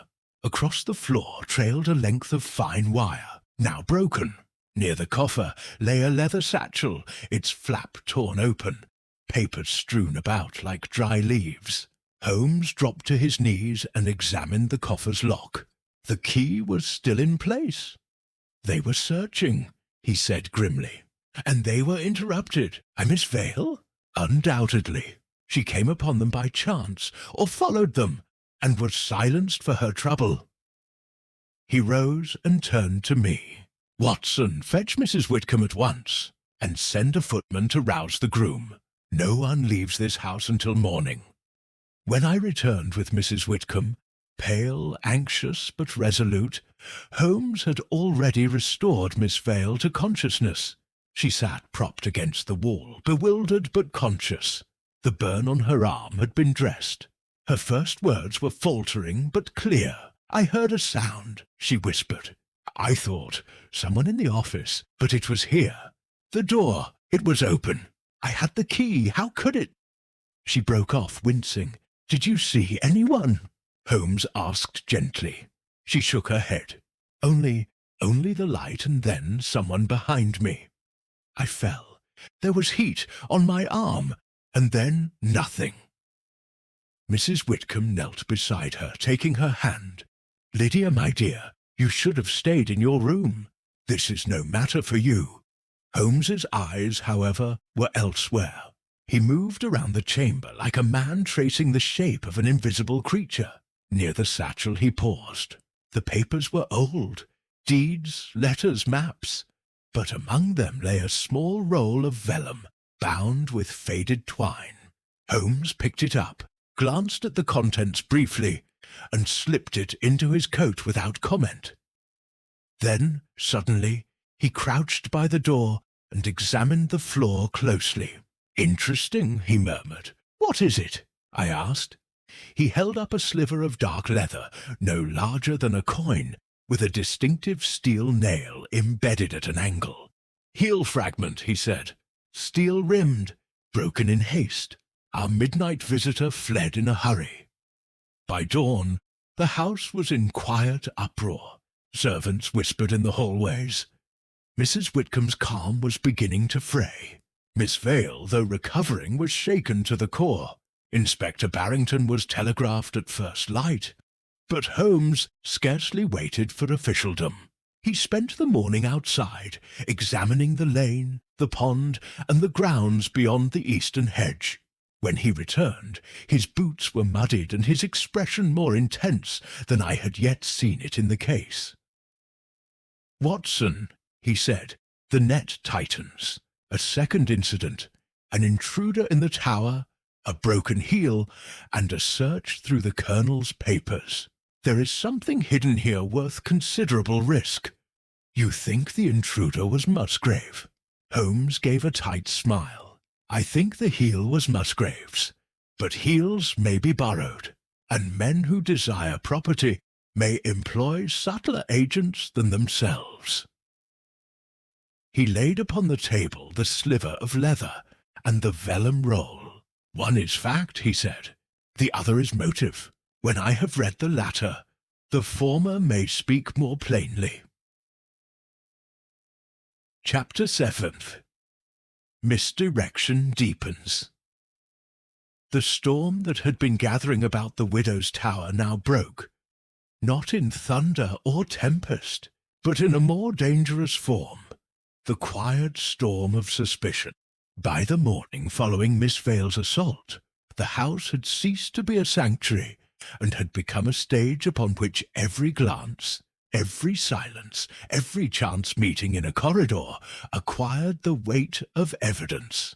Mrs. Whitcomb, exhausted by fear and sleeplessness, clung to Holmes's counsel as a drowning woman clings to a spar. Inspector Barrington returned by midday, blustering with official energy, yet lacking the subtle ear to hear what the house was truly saying.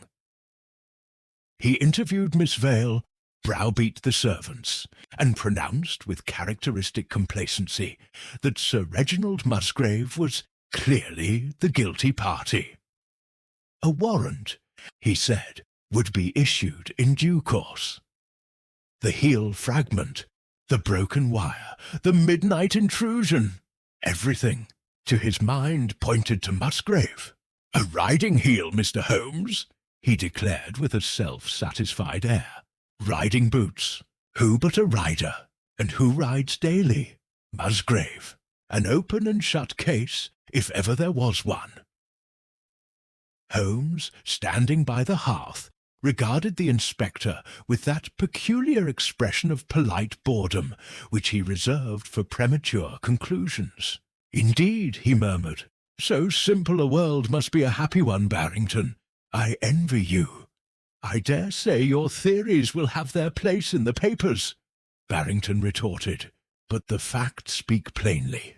Musgrave had motive, means, and the boots to match." Holmes gave a thin smile. Boots to match, or boots that nearly match?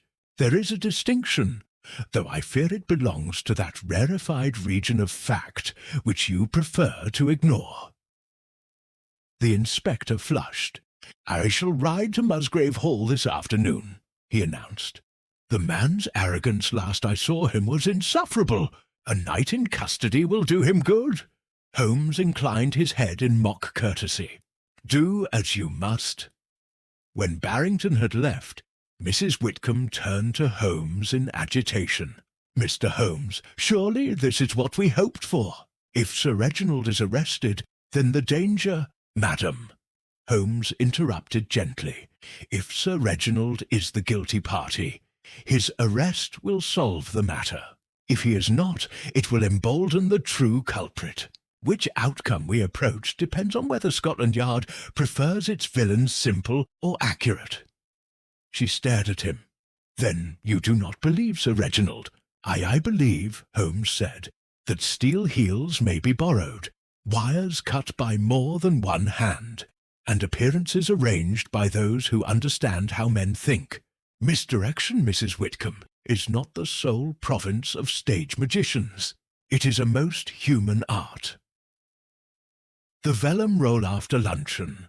Holmes secluded himself in the study with the roll of vellum recovered from the tower. He spread it upon the table beneath the lamplight, tracing its yellowed surface with delicate fingers. I sat opposite, watching as his eyes darted like a falcon's, taking in every faded line and marginal note. "It is a map," I ventured at length. "More than a map," he replied. "It is a plan, a fragment of a much older survey, drawn, I should judge, in the late 17th century. Note the hand, precise but florid, the measurements in rods and chains. Here is the tower, here the house that once surrounded it, and here—" He tapped a faintly inked rectangle, abutting the tower's foundations. "Something that no modern plan records. A cellar," I suggested, "or a passage," he replied. "A hidden one. This rectangle corresponds to the area beneath the eastern wall, the same direction as the pond. If my suspicion is correct, there exists some subterranean structure that was bricked up and forgotten when the newer house was built around the tower. And the intruder sought this map," I said slowly, "as if it were the key to—" "Precisely," Holmes said. "Not papers, not family letters, not deeds of sale. A plan." He rolled the vellum carefully and slipped it back into his coat. His eyes were alight now, not with excitement, but with the focused energy of a man who has glimpsed the outline of an adversary's hand. A visit from Musgrave. Later that afternoon, Sir Reginald Musgrave himself rode up to the house, his great bay gelding steaming in the cold air. He dismounted with practised grace, his face composed but alert. Mrs. Whitcomb received him in the drawing-room, with Holmes and myself standing discreetly by. "I hear," Musgrave began dryly, "that Inspector Barrington has made me the villain of the piece. I came to save you the trouble of sending constables to my door." Mrs. Whitcomb stammered an apology, but Holmes stepped forward. "You are bold, Sir Reginald," he said mildly. "Few men ride to meet a warrant." "Few men have less to fear from it," Musgrave replied. "My alibi stands, and I have no need of hidden towers or wire tricks. Frankly, Holmes, the notion is absurd." Holmes's gaze flicked to the man's boots, newly polished, both heels intact. "Yet a fragment of your heel was found in the tower last night," he said softly. Musgrave laughed, but the sound rang hollow. "Then someone has stolen my boots, Mr. Holmes. Perhaps I ought to accuse your inspector of borrowing them. Or," Holmes said, his tone deceptively mild, "someone has borrowed your appearance. A familiar boot-print can be a convenient mask. I advise caution, Sir Reginald. The stage is crowded, and not all actors speak their lines honestly." Musgrave's eyes narrowed. "You think me a pawn in someone else's game?"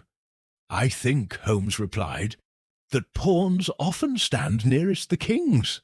The baronet gave a stiff bow and departed, his horse's hoofs clattering down the drive. Mrs. Whitcomb collapsed into a chair, visibly shaken. Holmes's unpredictable turn it was toward evening when Holmes began to act in a manner that, to me, seemed entirely erratic. He requested lanterns brought to the pond and tower, then dismissed me brusquely when I attempted to accompany him. He disappeared for nearly an hour into the grounds, returning with mud on his boots and a peculiar gleam in his eye. "Watson," he said, "I require that you do nothing unusual tonight. Retire at the usual hour. Appear to sleep soundly. But keep your revolver within reach." I stared at him. "Holmes, what are you planning?" He smiled faintly. "Something unorthodox. The phantom is gone, the mechanist imprisoned, but the hand that writes this drama is still at large. Tonight we invite the author to finish his script. And with that cryptic remark, he vanished again, this time into the tower itself, taking only his lantern, a coil of rope, and the vellum plan. I did not see him for the remainder of the evening. Misdirection takes root. As night fell, tensions in the house reached a fever pitch. Mrs. Whitcomb was convinced that Musgrave would return to finish what he had begun. Miss Vale, pale but determined, insisted upon working late to help her mistress. The servants whispered of seeing figures in the mist, though each tale contradicted the other. And then, shortly after 11, a different kind of rumour spread. One of the stable boys swore he had seen a tall man in a riding cloak walking toward the tower from the lane. Another servant claimed to have seen Musgrave's distinctive bay horse tethered by the hedgerow. The household was in uproar before a single footstep echoed on the stair. I armed myself and made for the tower, but Holmes intercepted me in the passage, appearing suddenly out of the gloom with a finger to his lips.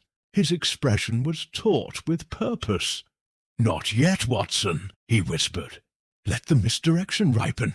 Someone has sown it too carefully to abandon now."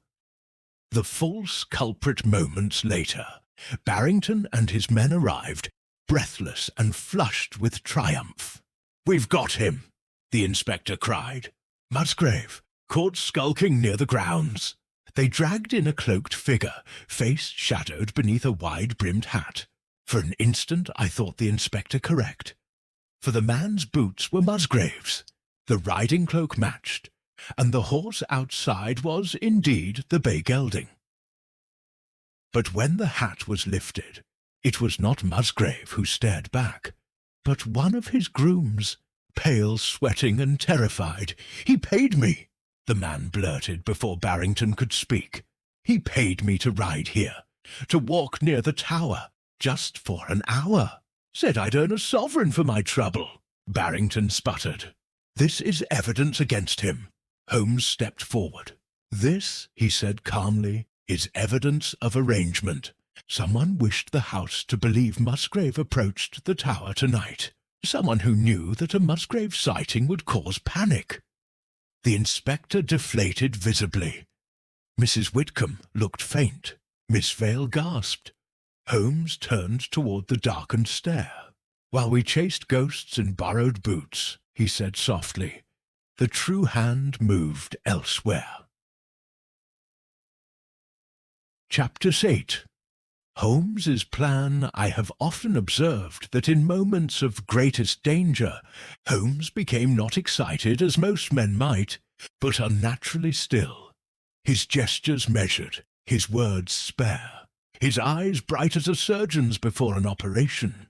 That night at the widow's tower, he moved with precisely that uncanny calm, while the household and Scotland Yard officers whirled around him like leaves in a gust.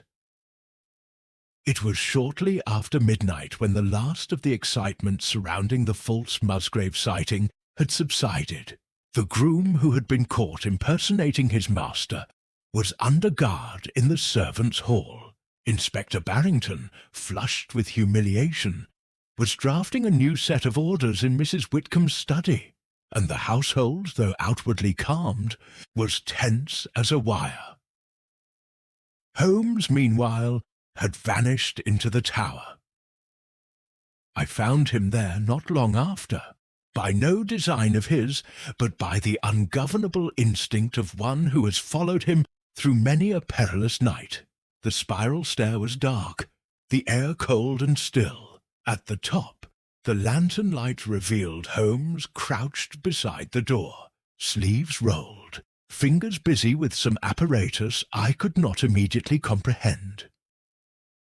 The bar had been lifted from its iron shoes and lay beside him. A coil of thin wire gleamed faintly in the lamplight. He worked quickly, feeding the wire through the narrow groove between stone and wood, looping it around some hidden mechanism at the hinge, and anchoring it to a small iron peg He had driven into the inner wall. "You are setting a trap," I whispered. He did not look up. "A web, Watson. Spiders spin patiently, knowing their prey will return to the same thread that once carried them." "To catch whom?" He gave a slight smile. "Not Musgrave nor his hapless groom. The mind behind this game is precise, calculating, and utterly confident. Such a mind cannot resist the impulse to finish what it has so artfully begun." He stood and tugged the wire lightly. A faint rasp answered from the hinge. "Excellent. Our friend will find the phantom stair as he left it, ready to walk again. But tonight it will walk to greet him." Holmes's instructions back in the parlour. Holmes gathered the household in a manner I can only describe as theatrical. Mrs. Whitcomb, Inspector Barrington, Miss Vale, still pale from her ordeal, and several servants stood uneasily as Holmes laid out his instructions. "Tonight," he said, "the tower is to remain unlit. No one is to approach it after 11. Dr. Watson and I will retire early. Inspector Barrington may place his men as he sees fit, but quietly. Any overt patrols will only drive the culprit into retreat." Barrington grumbled something about detective theatrics, but Holmes ignored him. He fixed Mrs. Whitcomb with a penetrating gaze. "Madam, whatever you hear tonight, footsteps, bolts, lights, you must not leave your chamber." She inclined her head gravely. "I shall do as you say." Holmes then turned to Miss Vale. "And you, Miss Vale, you are to work late in your office, as you have done every night this past week." Her eyes widened. "But, Mr. Holmes, I was attacked." "Precisely," he interrupted softly, "which is why the hand that struck you will assume you dare not risk it again. It is essential that they believe you alone and unsuspecting. I will see to your safety." Miss Vale hesitated, then nodded slowly, perhaps reassured by the steely confidence in his voice. Finally, Holmes drew me aside into the shadowed hallway. "Watson," he said quietly, "your revolver. Tonight I require you not as chronicler, but as sentinel. You will take up position behind the panelled recess at the base of the tower stair. Do not stir until you hear the agreed signal. A single knock, followed by silence. Then and only then come up." "What are you expecting, Holmes?" He gave a faint shrug. "A confession of the hands, if not of the tongue." The midnight watch, the hours that followed, were long and heavy with expectation. I concealed myself in the narrow recess opposite the tower door, revolver in hand, straining to catch any sound beyond the distant ticking of the great clock in the hall. The house seemed to hold its breath. Somewhere outside, a dog barked once and fell silent. At length, close upon 1 o'clock, I heard it. A single soft creak from the direction of the tower door. My pulse quickened. Another sound followed, a faint scraping, metallic, deliberate. Then a click. Someone was unlocking the tower. The door swung inward, almost noiselessly. A single figure slipped inside, cloaked and hooded. The door closed behind them. Whoever it was moved with assurance, ascending the spiral stair with quick, practised steps. I waited for Holmes's signal. 2 minutes passed, then came the knock, sharp and distinct. I moved. Revolver raised, I ascended the stair as silently as I could. Halfway up, a faint glow appeared above. The light of a single lantern held low. As I reached the final landing, I froze. The intruder stood at the tower door, fingers on Holmes's newly set wire, working quickly to release the mechanism that barred it. The cloaks shifted as they moved, revealing a slender figure, precise in their motions. In that moment, they triggered the wire, and the door, responding to Holmes's arrangement, swung inward with startling force. The intruder recoiled. and Holmes stepped from the darkness behind them like a figure from a trapdoor. The unmasking. "Good evening," he said softly. The intruder spun round, face half lit by the lantern's glow. Miss Lydia Vale stared back at him, her features a mixture of shock, fury, and something colder still. The look of a mind caught calculating, not panicking. For a heartbeat, neither spoke. Then she made a sudden movement toward the wire, as if to tear it loose. But Holmes was faster. He caught her wrist with a grip that brooked no resistance. "Enough," he said. "The play is over." I stepped forward from the stair. Miss Vale's eyes flicked to my revolver, then back to Holmes's face. Her composure returned with startling swiftness. "You tricked me," she said in a low voice. "I returned the courtesy," Holmes replied. "You constructed a ghost. I merely gave it back to you." The trap explained Barrington and Mrs. Whitcomb arrived moments later, summoned by Holmes's whistle. The inspector, red-faced, demanded to know what was happening. Holmes gestured toward Miss Vale, who stood between us, pale but unbowed. "Our phantom," he said simply. "Not Musgrave, not his groom, not some supernatural lady of the tower, Miss Lydia Vale." The outcry was immediate. Mrs. Whitcomb covered her mouth in disbelief. "Lydia, my dear, this cannot be." Holmes raised a hand. The key, the office beside the tower, the access to wax and cord, the nights spent working late, the opportunity to observe the household's rhythms, all in her hands. She alone had uninterrupted access to the bar, the key, and the documents. She allowed Jonas Firth to install his mechanism, knowing she could later operate it herself. The burn on her arm, the result of her own miscalculation with the blowpipe used to cut the wire. Her attack last night was staged to deflect suspicion, but she was interrupted earlier than planned. Barrington sputtered. "But Musgrave, his boot, a borrowed heel fragment," Holmes said calmly. Miss Vale had the run of the house and access to tradesmen. A discarded pair of Musgrave's boots from a groom. A little cutting and hammering. Et voilà! The perfect trail to the neighbour she knew Scotland Yard would suspect. Miss Vale said nothing. Her silence was not the silence of guilt, but of a mind already measuring its next move. Holmes turned to her. "You are not merely the phantom, Miss Vale. You are the architect. The map, the wire, the documents. You sought something beneath this house, something of great value hidden centuries ago." For the first time, a flicker of pride touched her features. "And if I did?" "Then you made two errors," Holmes replied softly. "The first was underestimating Mrs. Whitcomb's courage. The second was overestimating your ability to direct suspicion." Holmes's quiet triumph, Miss Vale, was placed under watch in the parlour, while Barrington galloped to Richmond to telegraph Scotland Yard. Mrs. Whitcomb, though pale and shaken, thanked Holmes with a depth of feeling that momentarily silenced even him. But Holmes was not yet finished. "Watson," he said as dawn began to grey the eastern sky, "the heart of this matter lies not in Miss Vale's ingenuity, but in what she sought. The vellum plan is only half the story. Before the night is out, I intend to uncover the other half."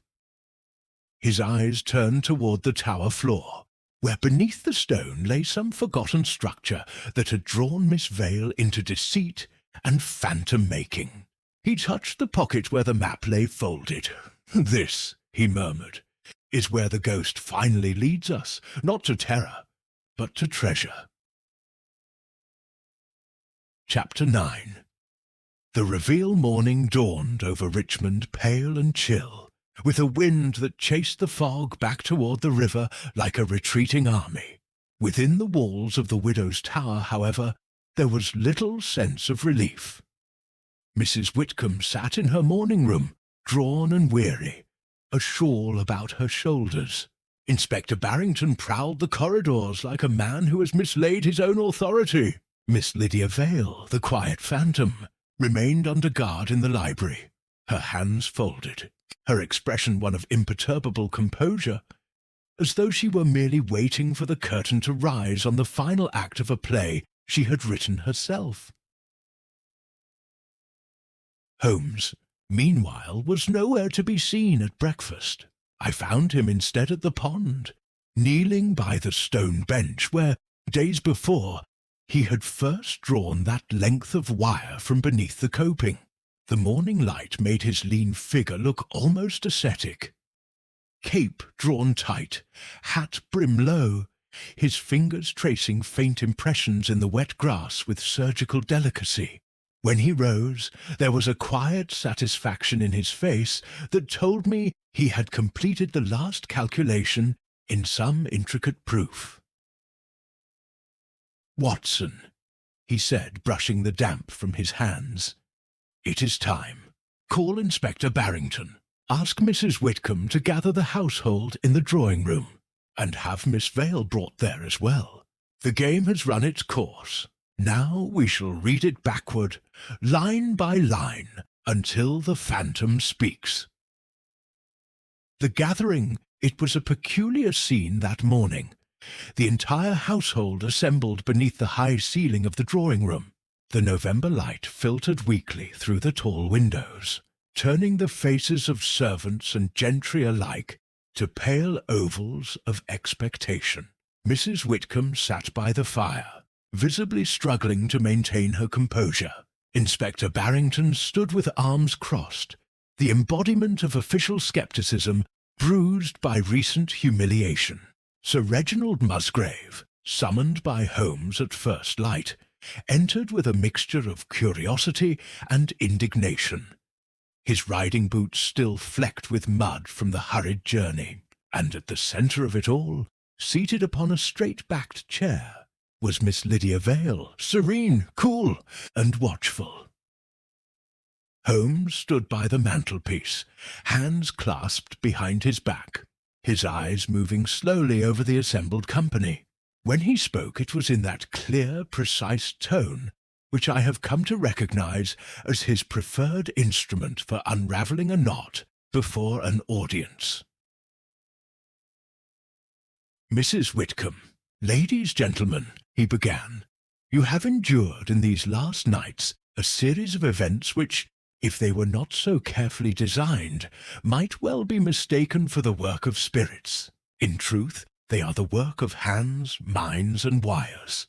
The phantom of the widow's tower was no ghost, but an ingenious contrivance intended to deceive, to terrify, and ultimately to uncover." He let the word hang for a moment. "Uncover what, Mr. Holmes?" Barrington asked gruffly. Holmes inclined his head. "A secret older than the house itself." He turned toward Miss Vale. "The author of this drama, as you now know, is Miss Lydia Vale. Her motive was not envy, nor revenge, nor the idle cruelty of a mischief-maker. It was calculation. But before we come to that, let us first dispel the mist with facts." The mechanics of a phantom Holmes paced before the hearth, his eyes alight with that peculiar brilliance that accompanies the full disclosure of his reasoning.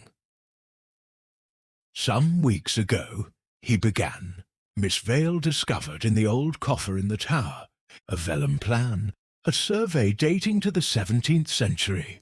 It revealed the existence of a subterranean chamber beneath the eastern wall, long bricked up and forgotten when the newer house was built. She realized that if she could explore that chamber undetected, she might uncover something of considerable value. Perhaps treasure, perhaps documents, perhaps contraband long buried. But to do so, she required privacy, fear, and distraction. She found a willing accomplice in Jonas Firth, a mechanist and lanternist of some skill.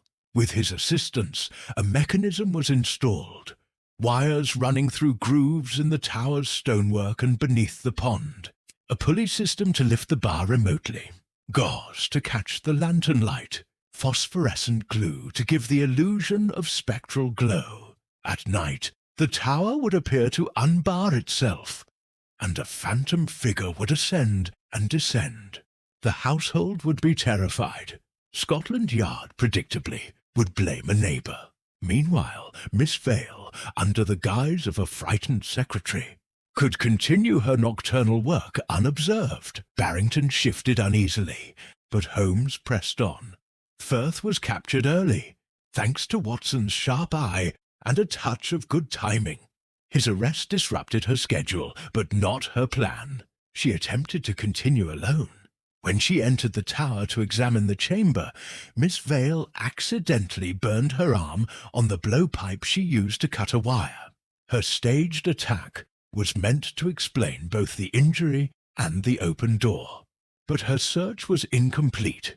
She had found the chamber's entrance on the vellum, but not its key.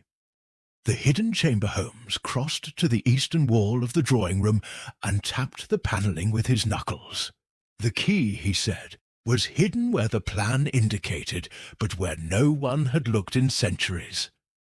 Behind the inner wall of the tower's base. Last night, while the household chased false Musgraves, I examined the pond once more. There, beneath the lip of the culvert, I found a secondary wire, cut hastily during Miss Vale's final attempt to open the door from within.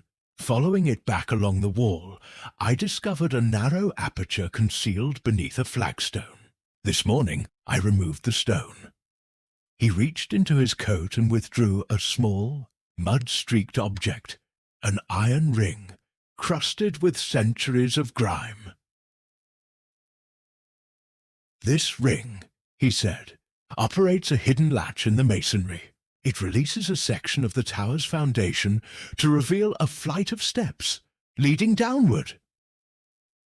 The room stirred audibly.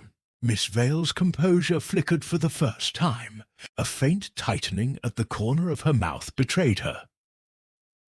Holmes's eyes met hers. "You did not have time to find it, Miss Vale. Your staged haunting bought you nights, but not enough. The role of Musgrave."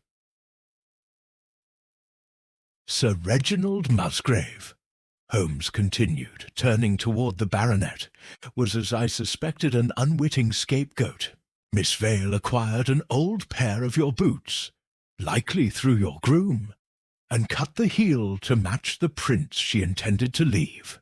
The broken fragment we found by the pond was no accident. It was placed to point suspicion squarely at you, knowing that your interest in the property and your public arrogance would make you an ideal villain for Scotland Yard's imagination."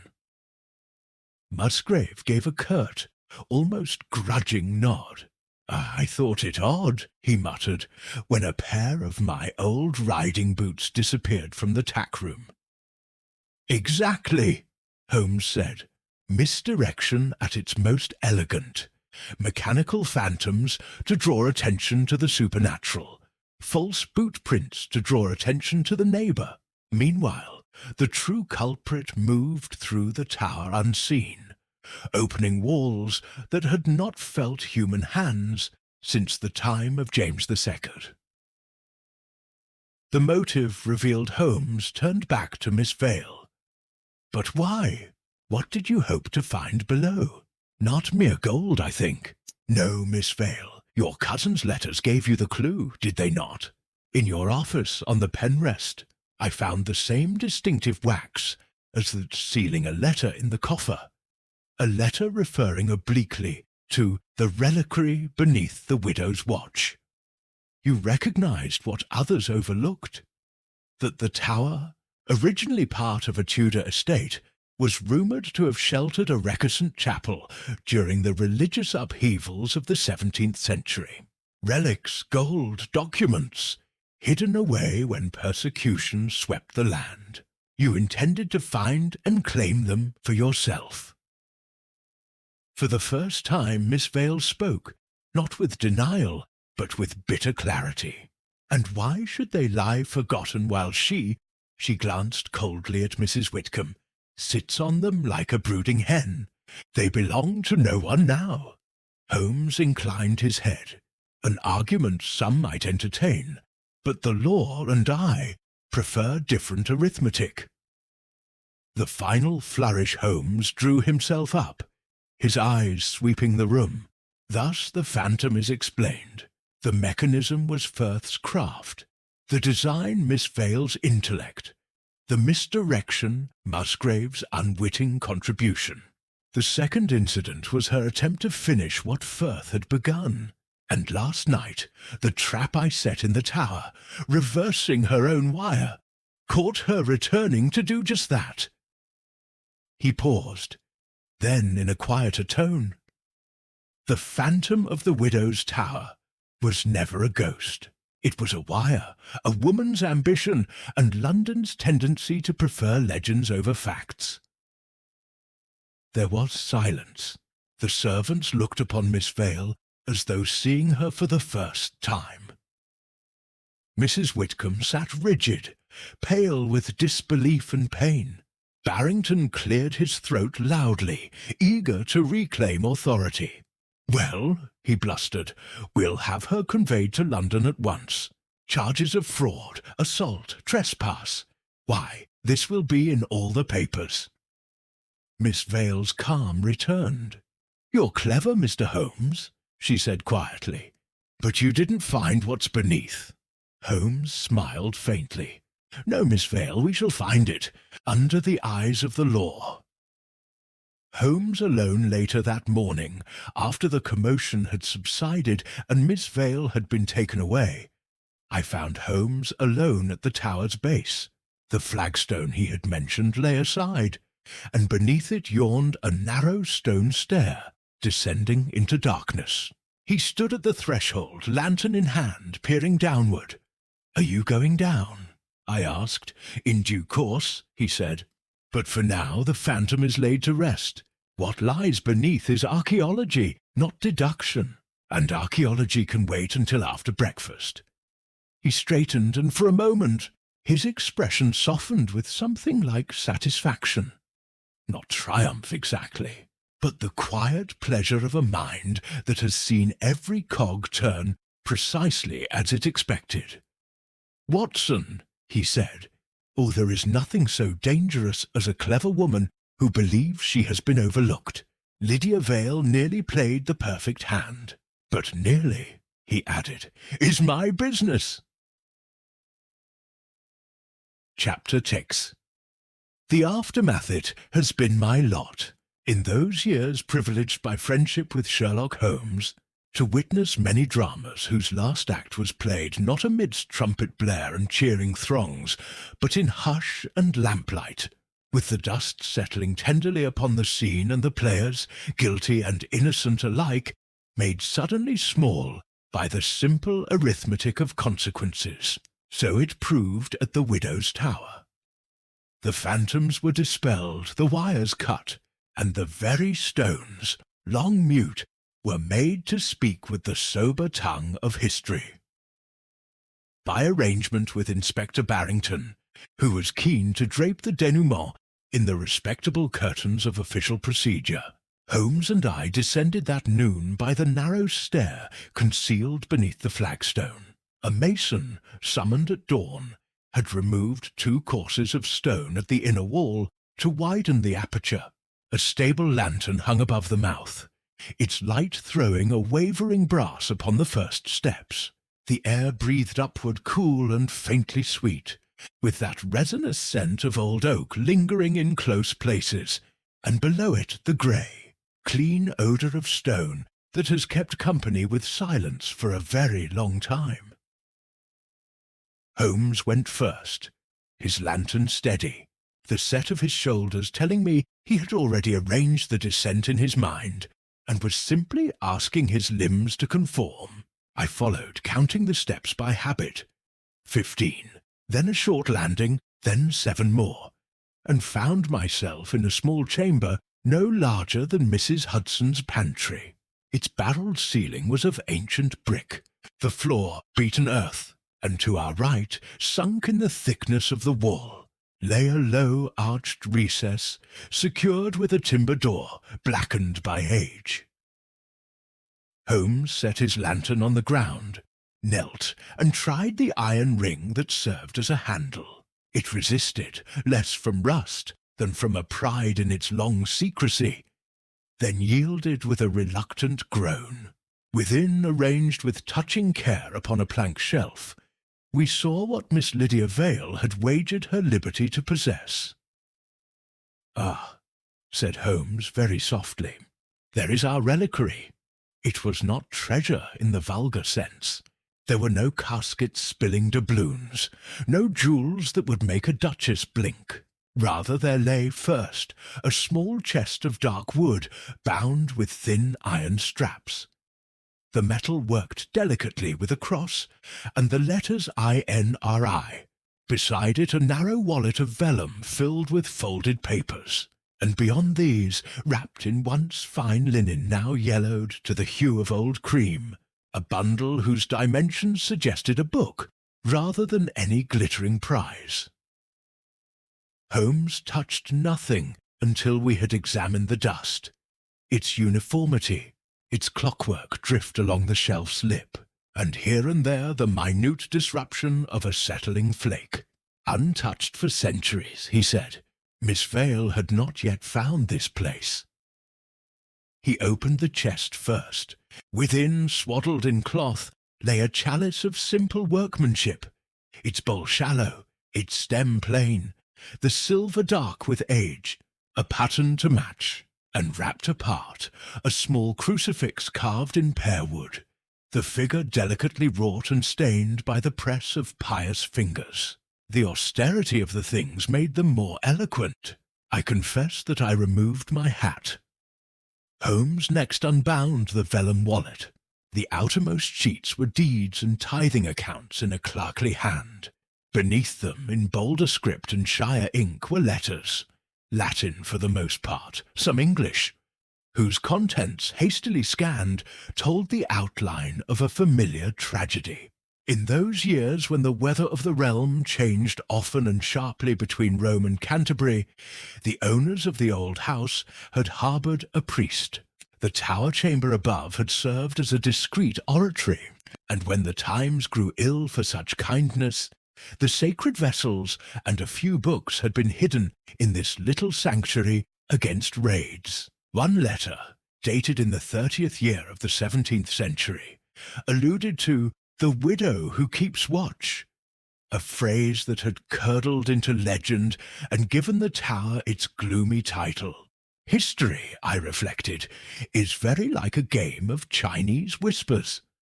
What begins as a prudence ends with a phantom clamouring on a stair.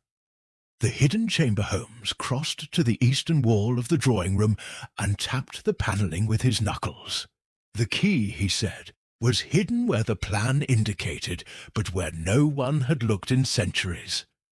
Behind the inner wall of the tower's base.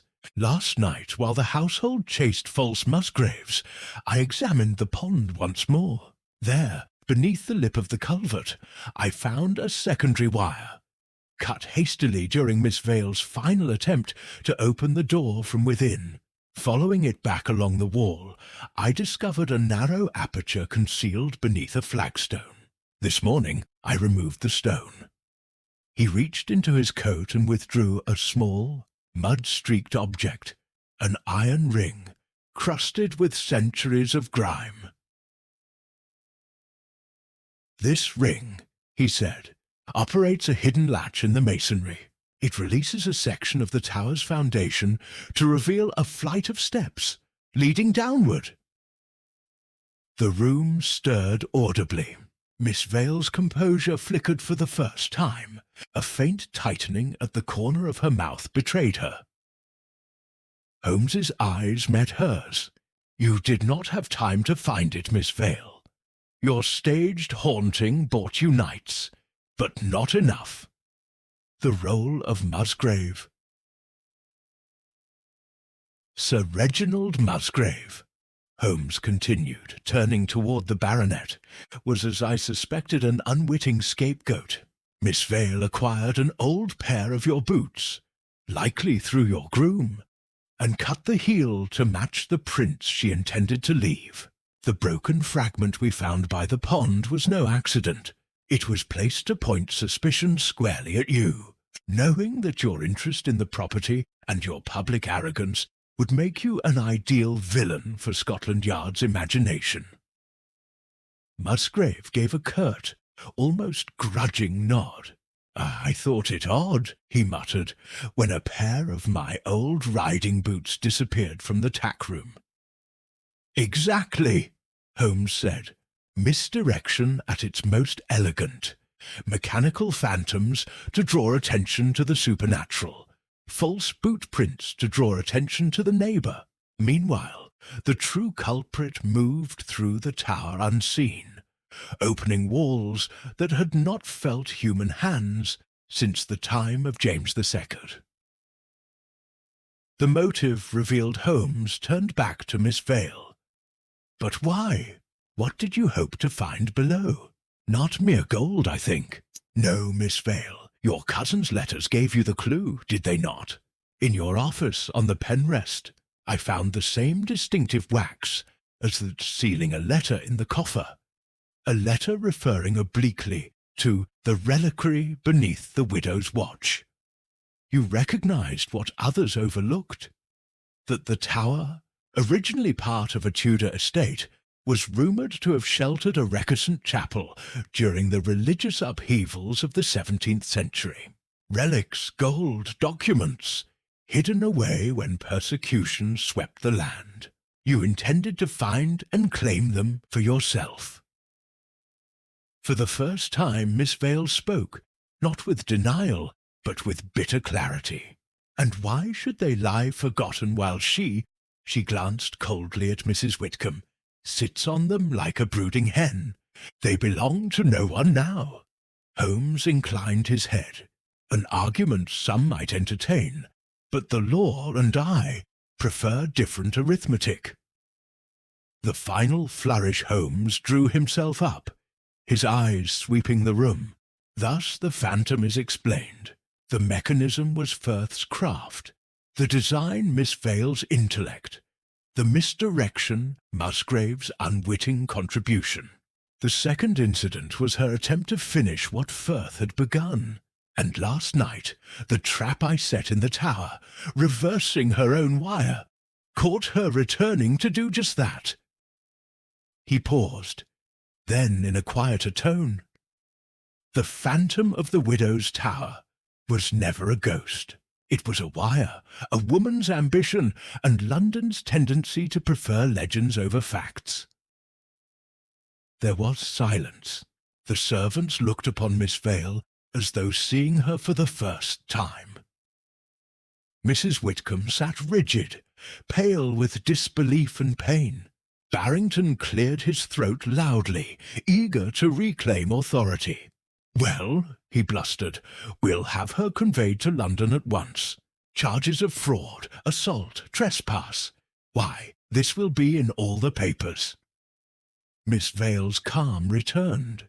"You're clever, Mr. Holmes," she said quietly, "but you didn't find what's beneath." Holmes smiled faintly. "No, Miss Vale, we shall find it, under the eyes of the law." Holmes alone later that morning, after the commotion had subsided and Miss Vale had been taken away, I found Holmes alone at the tower's base. The flagstone he had mentioned lay aside, and beneath it yawned a narrow stone stair, descending into darkness. He stood at the threshold, lantern in hand, peering downward. "Are you going down?" I asked. "In due course," he said. "But for now the phantom is laid to rest. What lies beneath is archaeology, not deduction, and archaeology can wait until after breakfast." He straightened, and for a moment his expression softened with something like satisfaction. Not triumph exactly, but the quiet pleasure of a mind that has seen every cog turn precisely as it expected. "Watson," he said, Oh, there is nothing so dangerous as a clever woman who believes she has been overlooked. Lydia Vale nearly played the perfect hand. But nearly, he added, is my business. Chapter 6.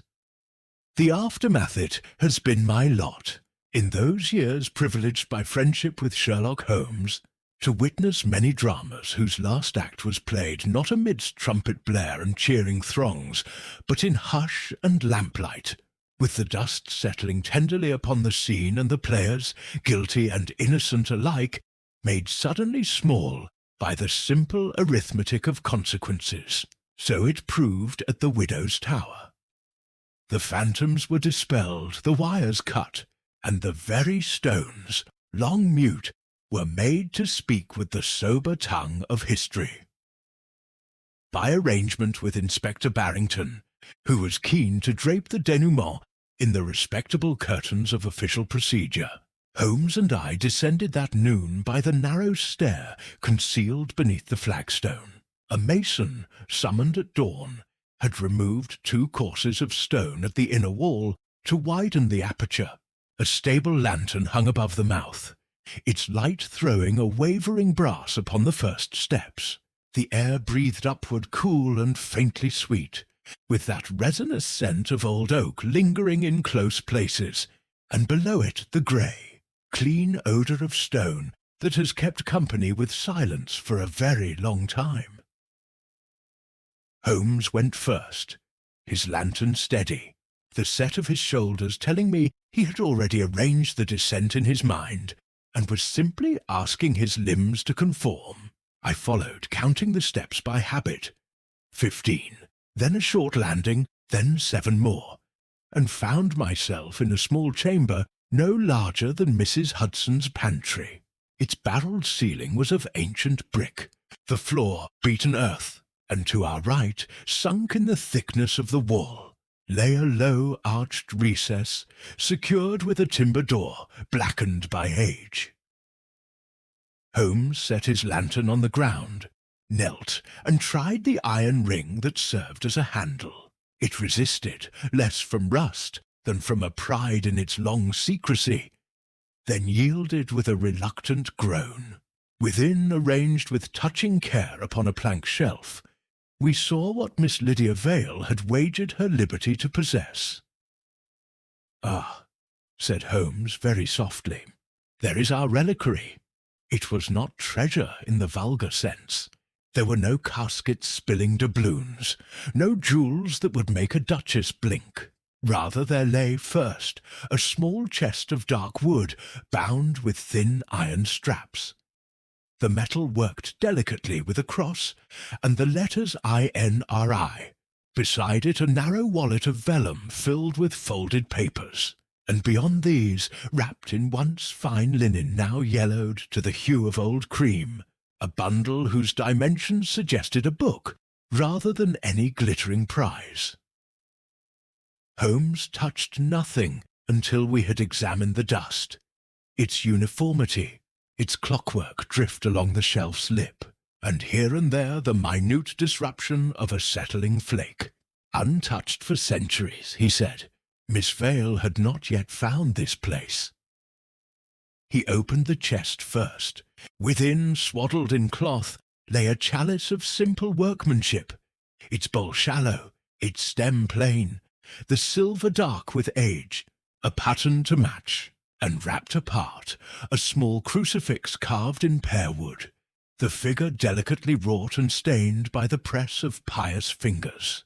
The austerity of the things made them more eloquent. I confess that I removed my hat.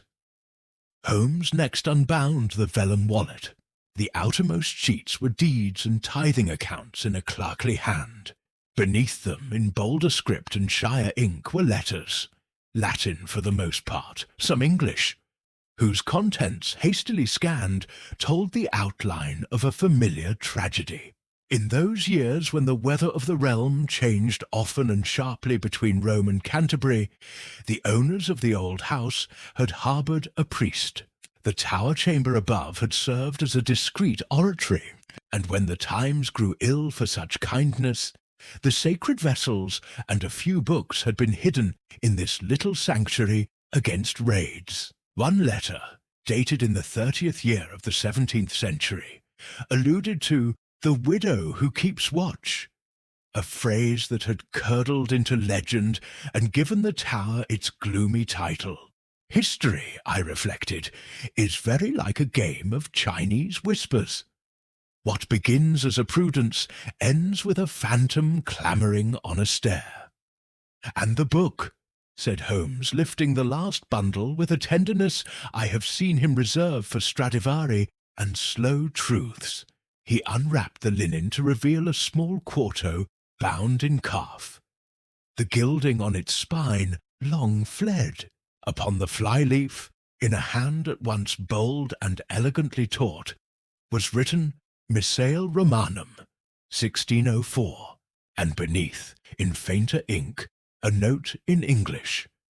"Hidden for conscience' sake, under the widow's watch. May God keep it till charity returns." Holmes turned a page or two, his long finger hovering an instant over a rubric, then closed it gently. "There is your motive, Watson. Not avarice for gold, but a collector's covetousness for the rare and interdicted, scarcer than rubies to the right buyer, and twice as easily fenced, for they masquerade as scholarship." He looked up at me with that cool light, which is his nearest approach to indignation. "Miss Vale did not intend a respectable donation to a museum. There are dealers in London who pay handsomely for such things. No questions asked and no receipts written. We replaced all as we had found it and secured the recess. On our return to the upper air, the house, whose noises had seemed so intrusive days ago, now spoke with a homely good sense. The clink of crockery, a footman's measured step, Mrs. Whitcomb's low voice. She awaited us in the drawing-room.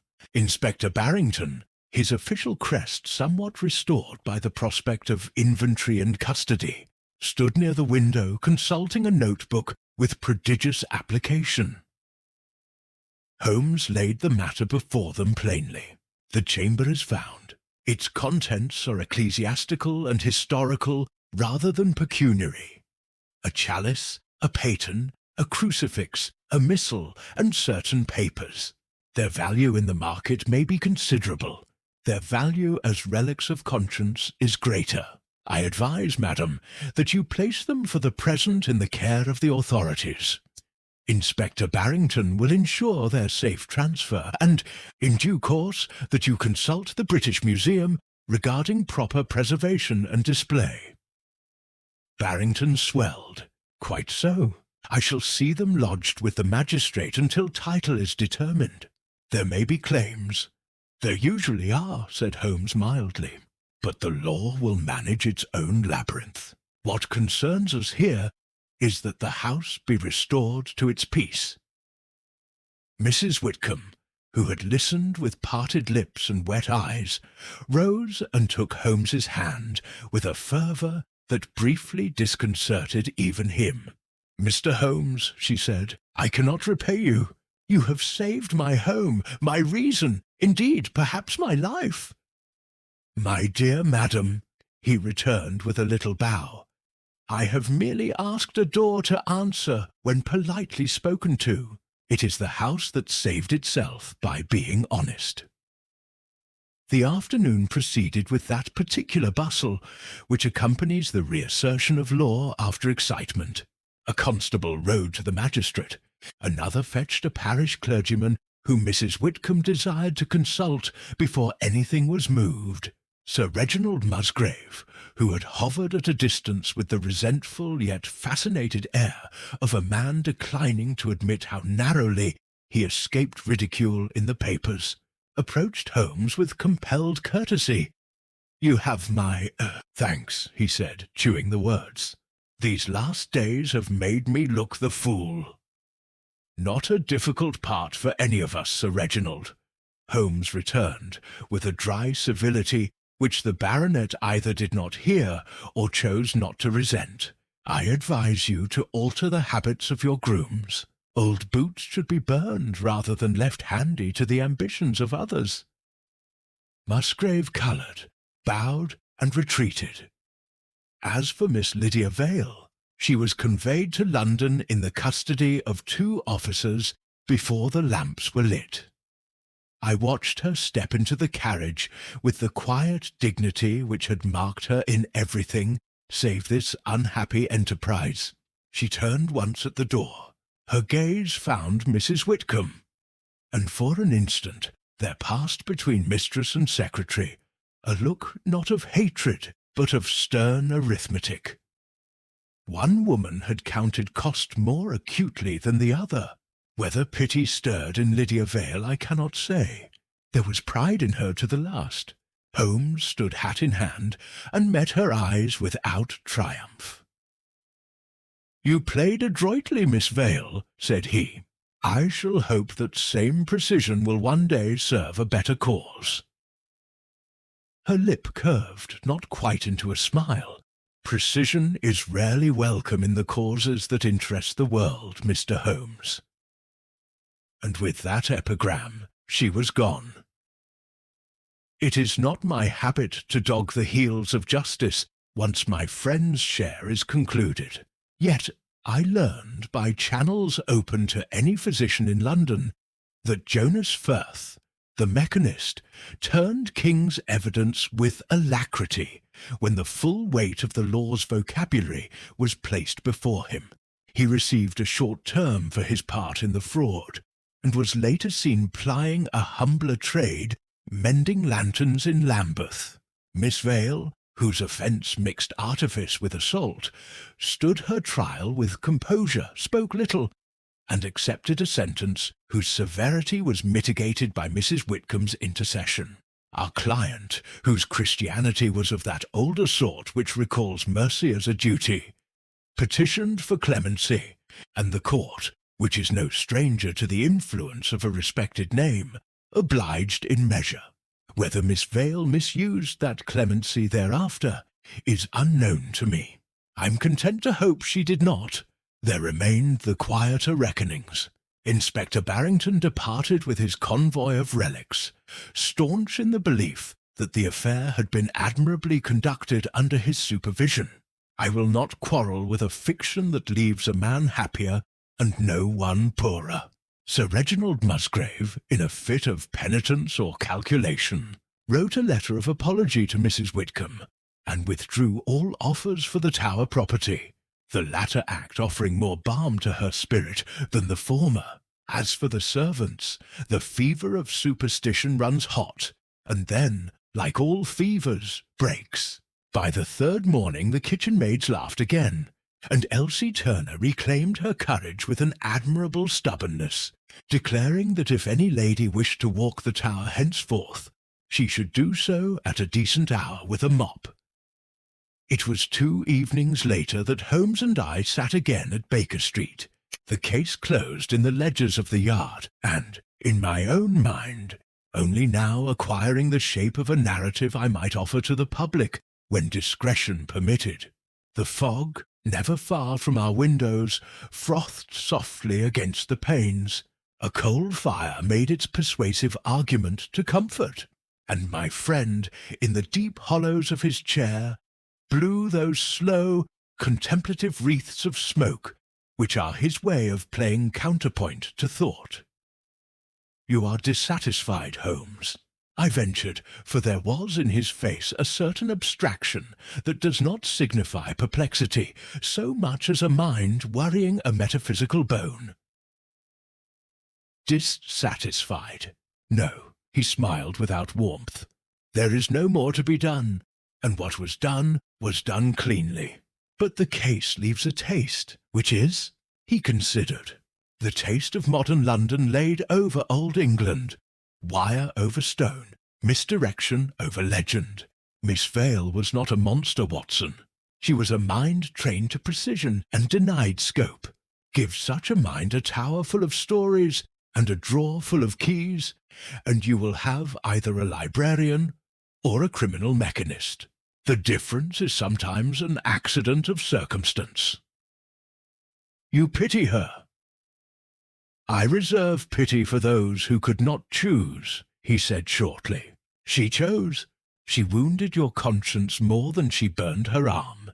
And yet, he gestured with the stem of his pipe. If her ambition had turned to surgery, to mathematics, to the law, no phantom, only a name in a directory. Society arranges its drains badly and then complains of the smell. I laughed. You are severe upon society tonight. I am precise, he returned, with that flicker of sardonic humour which is his shield and sometimes his sword. Barrington will announce that a ghost was taken by the scruff, that a baronet was never in any danger, and that a chest of Romish gimcracks now reposes under the benevolent eye of the magistrate. The public will conclude that superstition is a lower-class vice, and that the law is a gentleman with a lantern, all of which, in their way, are true. But truth, like the missile, has marginalia. He fell silent. The violin lying ready upon the side table caught his eye, but he did not lift it. Instead, he stirred the ash with an absent-minded precision and turned the talk. You remarked in the tower, upon the sentence written in the missal, that it had been hidden till charity returns. I did, said I. A beautiful phrase. Charity is a homely business, he said. It is the maid sweeping the stair after the phantom has done gliding. It is the widow sleeping at last, because wires no longer sing in her walls. It is the unwillingness to ruin a mechanist who can be repaired. We have been useful in the small. The large looks after itself. You mean history? I mean fog, he said, and smiled, for he knew I should not understand him, and did not greatly mind. Before we retired, he took from the mantel a small object wrapped in tissue, and placed it in my hand. It was the pear-wood crucifix, its surface worn satin smooth by vanished fingers. Mrs. Whitcomb pressed it upon me, he said, almost apologetically. The magistrate has more than enough to inventory, and she insists I keep a memento. I am no collector of pieties, but I confess a fondness for good workmanship. I turned it in the light. It is simple and serviceable, he said. Two virtues that will outlast most of our cleverness. Some weeks afterward, a short notice appeared in the Times to the effect that certain articles of antiquarian interest discovered at a residence in Richmond had been placed, by arrangement with the owner, on temporary loan to the British Museum pending adjudication of title.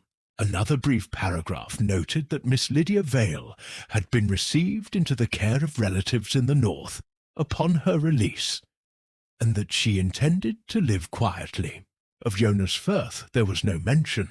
The world, which had expected a ghost and been given a woman with wire, looked about for a fresh marvel and forgot the widow's tower, as it forgets most pains not its own. For my part, I cannot pass a certain print-seller's window in the Strand, where they display maps with affectionate absurdity, without pausing to examine the faded geometries, the little inked orchards and pencilled farms, the steeples like needles and the rivers like silver threads. A map is a promise made to the living by the dead, that the world may be read if one learns the key. In Richmond, in a grey tower, a woman learned the key and used it badly. My friend learned the same key and used it well. There is, I think, comfort in that balance. As for Holmes, he closed the ledger on the matter with his customary modesty. A ghost who preferred grease to ectoplasm, he wrote in his index, and a lady whose intelligence, misdirected, became crime, useful for future reference. See also phantasmagoria, mechanical. He placed the slip among 100 others, rose, and at last took up the violin. The first notes were low and musing. Then, without warning, he let fly a bright run that put the fog to rout and set the coals leaping as if London itself had remembered sunshine. "Come, Watson," said he between phrases, "there is a patient in Wapping who believes his wife in league with spirits. After Richmond I feel my hand in practice. You think it is wire again?" I asked, reaching for my coat. "It is always wire," he returned, with that glint which can be pity or mirth. "Only the pulleys differ." And so we went out together into the whitening murk, two foolish mortals with a lamp between them, and London, vast, credulous, inexhaustible, opened her innumerable doors to receive us once more.